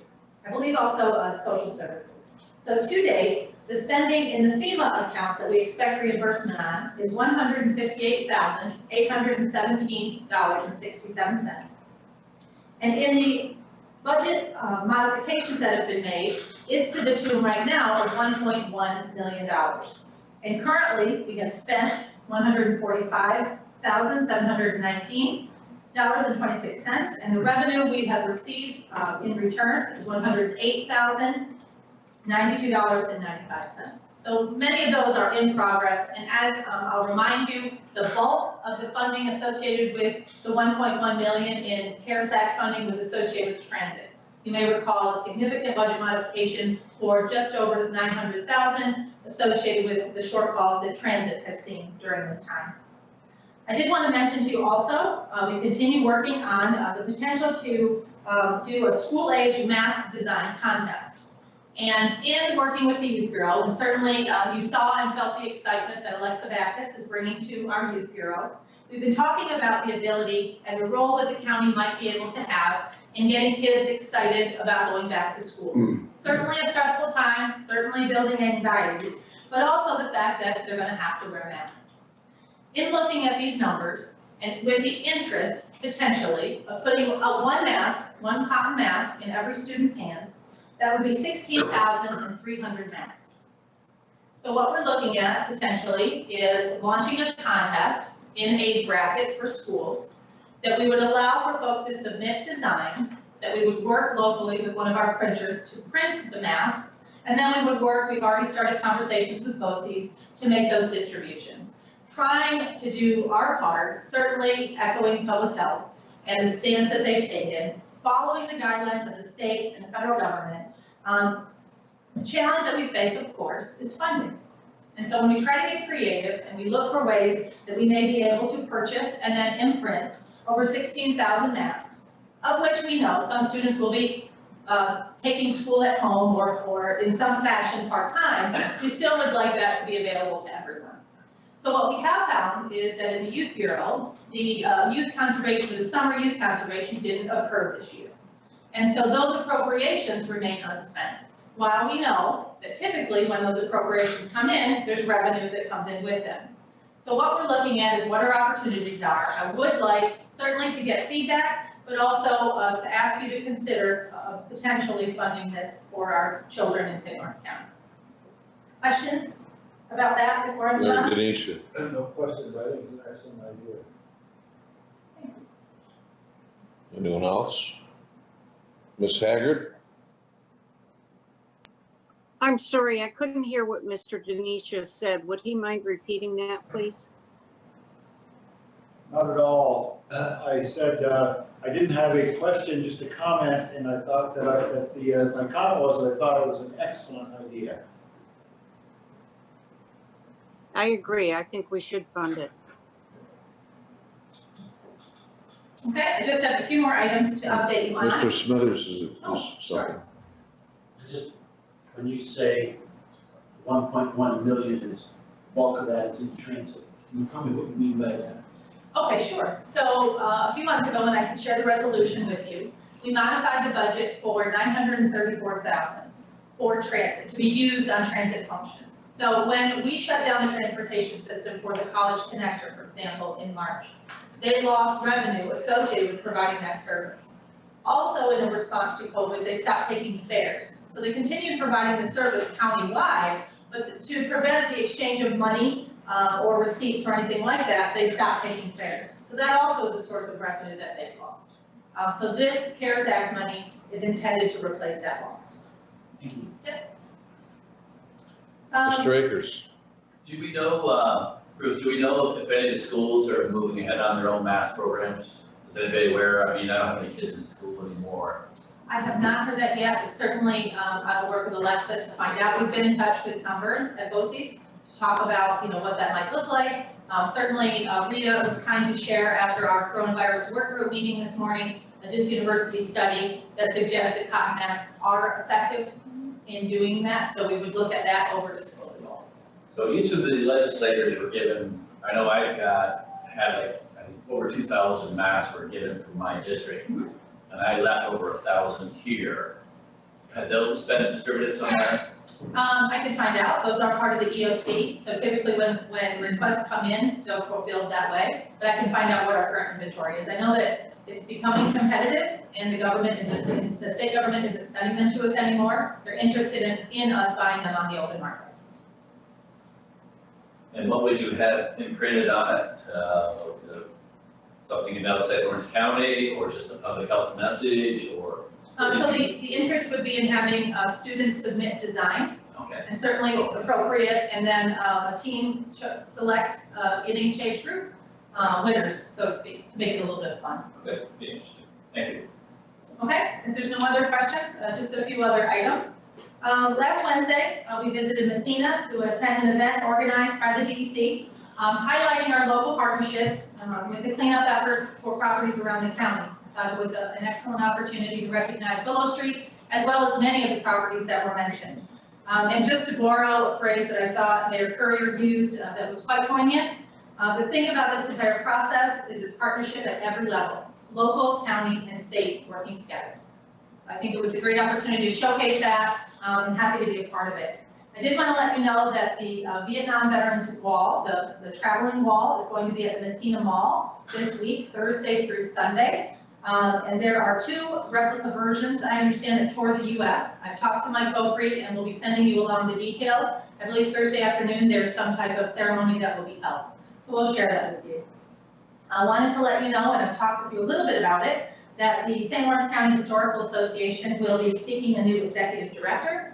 I'm going to participate on their search committee, and we met today. The ad will be completed hopefully by the end of the week and submitted. Certainly willing to post that on our county website and share that out with all of you for any local candidates that might come to mind that you could share that with. Today, the NISAC Resolutions Committee met. Typically, this would happen at the last part of the Wednesday on the conference weekend that NISAC holds in the fall. 22 resolutions were adopted. The 3 resolutions that were forwarded by my committee, the Committee of Taxation and Finance, were approved as well. I'll share those out once they're certified with you. They take up a number of current issues with local and state government, and certainly happy if any of those you'd like transformed for St. Lawrence County, we're happy to do that as well. In September, I've spoken with Chair Akers. The portal presentation folks would like to join us to present on use of the reserve. So for those of you who may not be aware, probably in excess of 20 years ago, a reserve was set up for Portland presentation with the idea that efforts were underway to reconstruct the fort. Over the years and a number of challenges, that has yet to occur.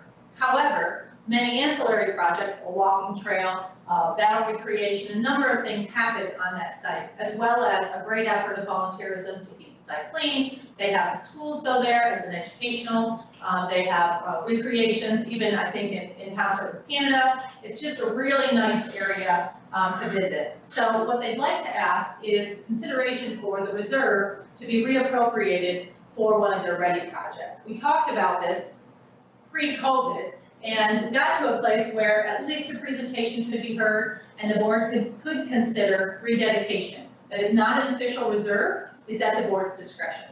And in that fund, there's approximately $58,000, I believe $58,250, that would be available. So Chairman Akers has agreed in September, they'll come, and I certainly will ask them for a 10-minute presentation and 5 to 10 minutes for questions.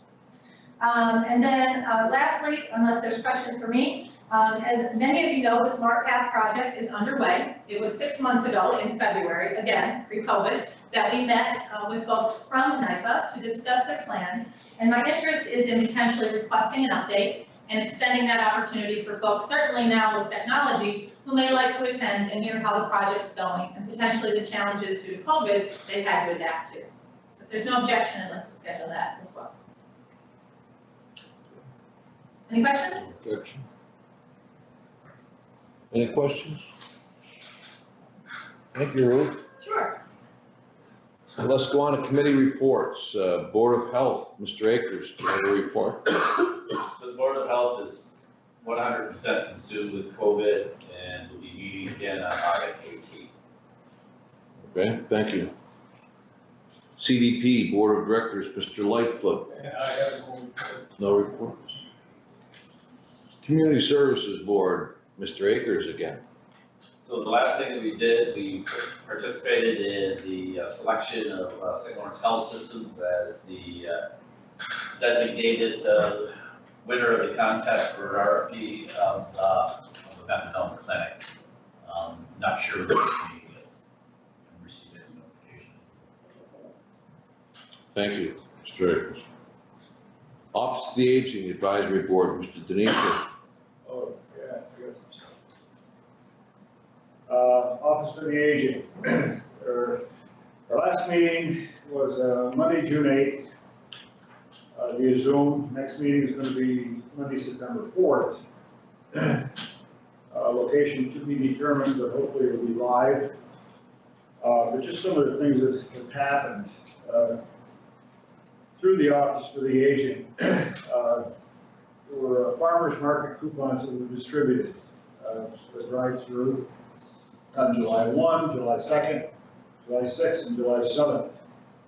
And the drive-throughs were held at the Human Services Building, Governor Community Center, Messina, Potsdam, Pine, and Ogdensburg schools. There's going to be another distribution of farmers market coupons. Actually, it has been. Excuse me. It was on August 4th, 5th, 6th, 7th, 8th, and 9th. And that took place at some of the farmers markets around the area. I just want to touch for a minute on the number of home delivered meals that are being distributed every day, with the exception of Saturday and Sunday. Brazier, there's 70 to 75 meals every day that are home delivered. Canton Nutrition Center, there are 80 to 85 meals that are home delivered every day. DeKalb Nutrition Center, 40, 45. Governor, 90 to 100 every day. Morristown Nutrition Center, in Augsburg Nutrition Center, 100, 110 meals every day. Potsdam Nutrition Center, 130 meals every day. Star Lake Nutrition Center, 35 to 40 meals every day. See an increase of about 200 meals. And, you know, you've heard me say it before, I'll say it again. We need volunteers. If you're only able to work 1 day a week, you know, for a couple hours, if you can work 2 days a week for an hour, you can help in the kitchen, you can help call people, you can deliver meals. We need volunteers. There's people out there that depend on the home delivered meals, and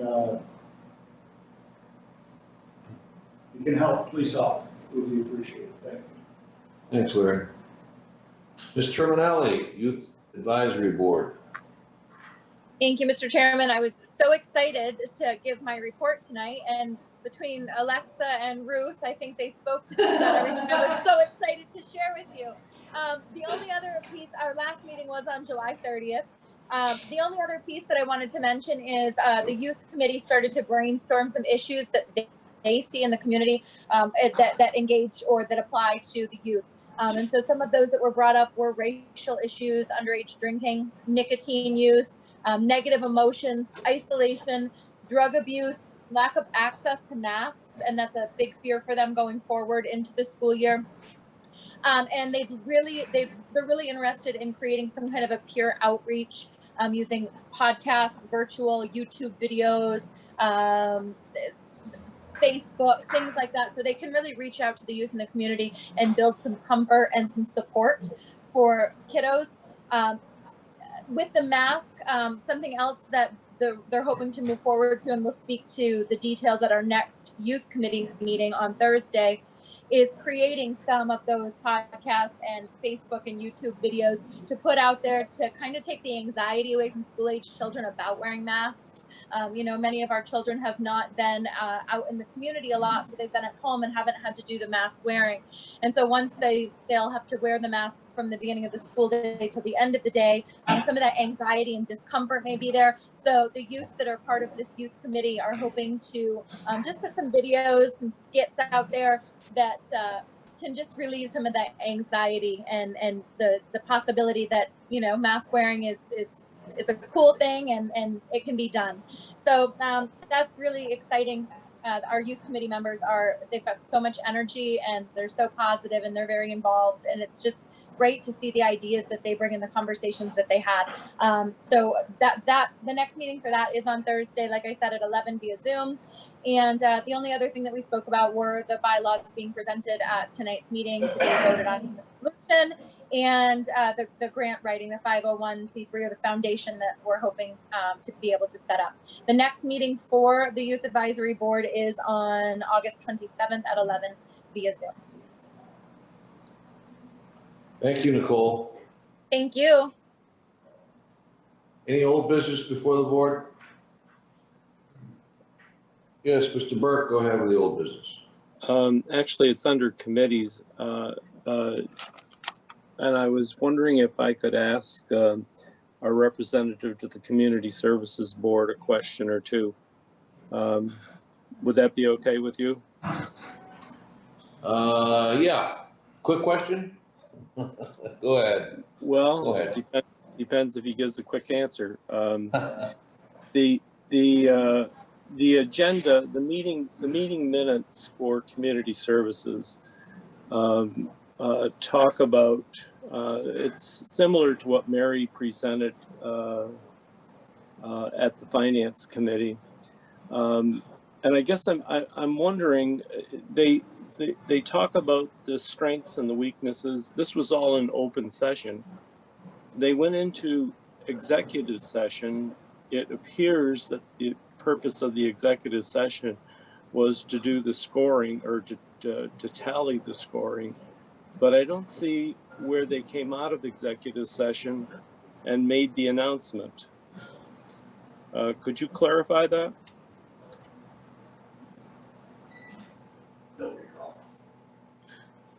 Mr. Akers says he doesn't recall. Well, again, if it didn't happen in public session, it didn't happen.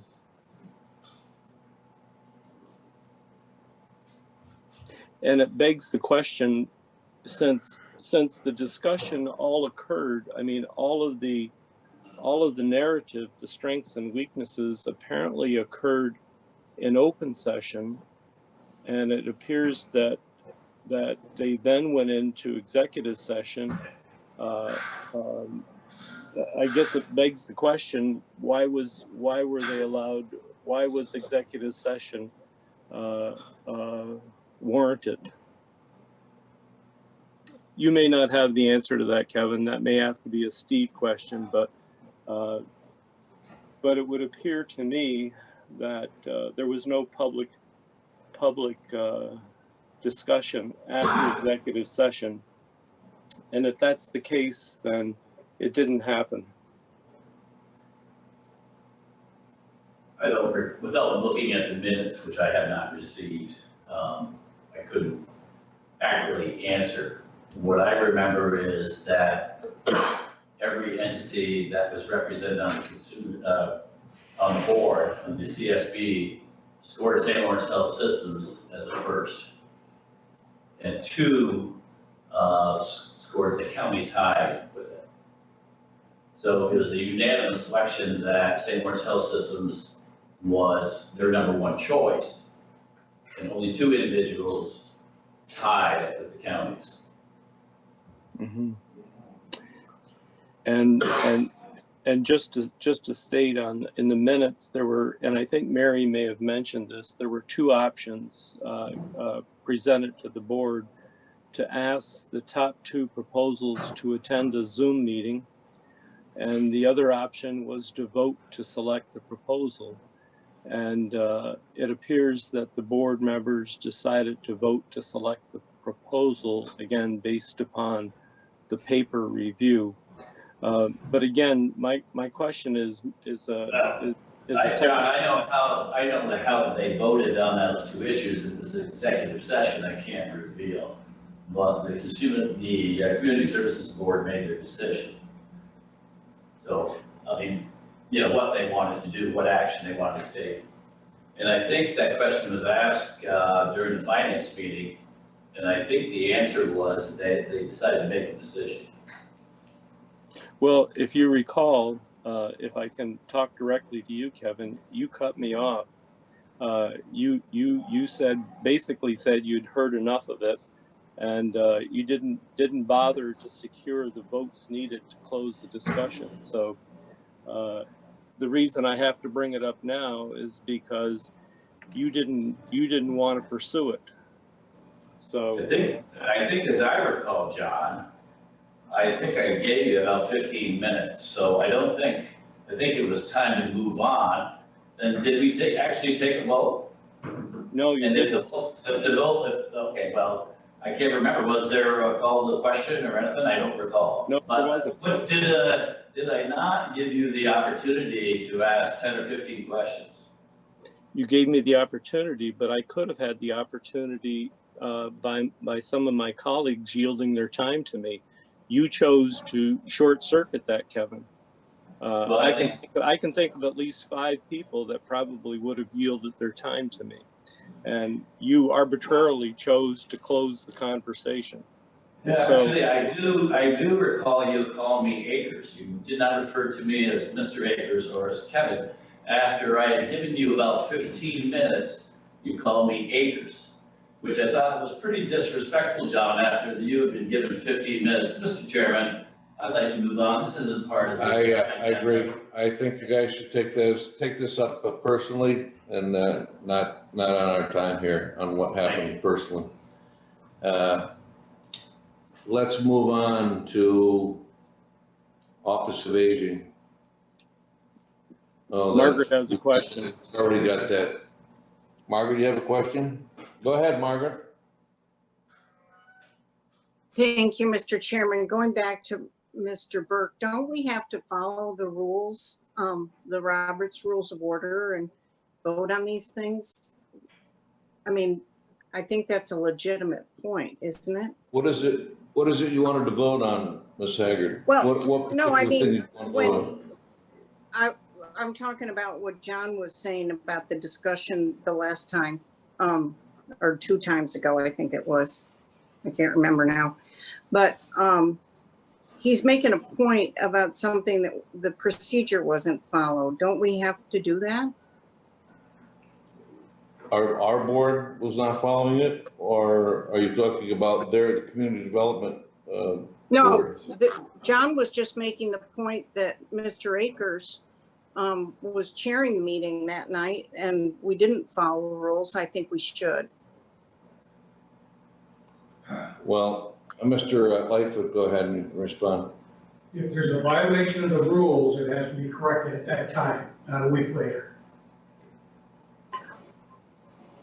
Okay, I thought we tried to do that, but thank you.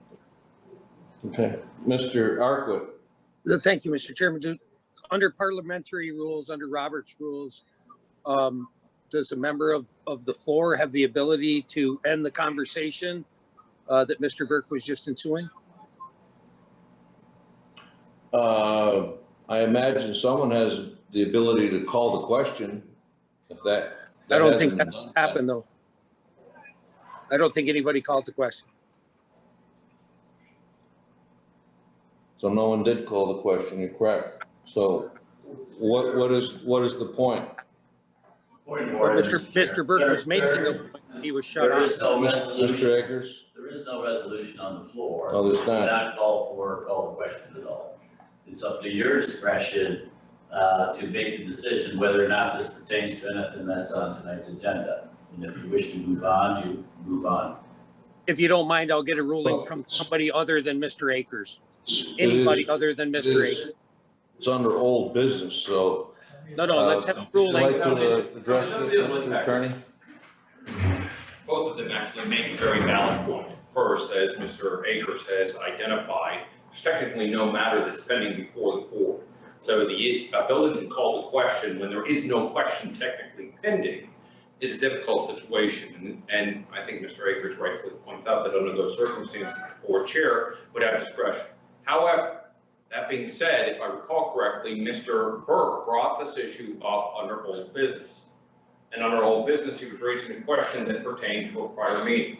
And based on that prior meeting, largely I believe that, once again, subject to some degree of the chair's prerogative, Mr. Burke has the ability to raise that issue, has the ability to continue to have the discussion. And I think actually if the discussion wishes to be ceased, it should be put to the body because the body wished to cease the discussion on that matter. Unfortunately, it's almost like calling the question, but it is not because there is no question currently pending before the board.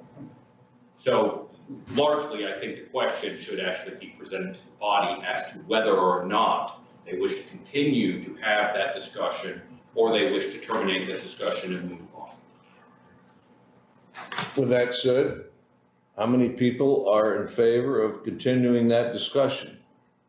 Raise their hands. How many we got? We got Mr. Burke, okay, and Tony Arkwood.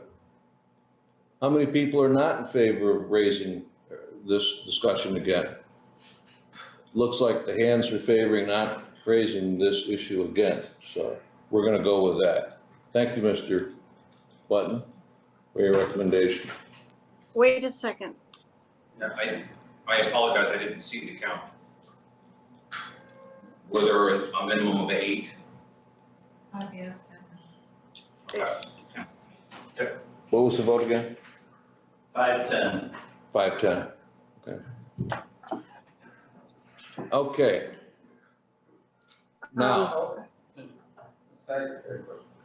I had a question. Yes, go ahead, Ms. Go ahead, Ms. Is Miss Curran present? She is not. Okay. Okay. All right, so that's the old business. Let's go on the new business. Any new business? No new business, then let's go into executive session. Do we have a need, Ruth? We do for negotiations, litigation, and appointments. Okay, a motion to go into executive session? Mr. Lightfoot, seconds by Mr. Akers. Anyone opposed? All in favor? Good, we're all in favor. Go ahead, Mr. Akers. Moved, seconded by who? Mr. Perkins? All in favor of adjourning? Adjourn.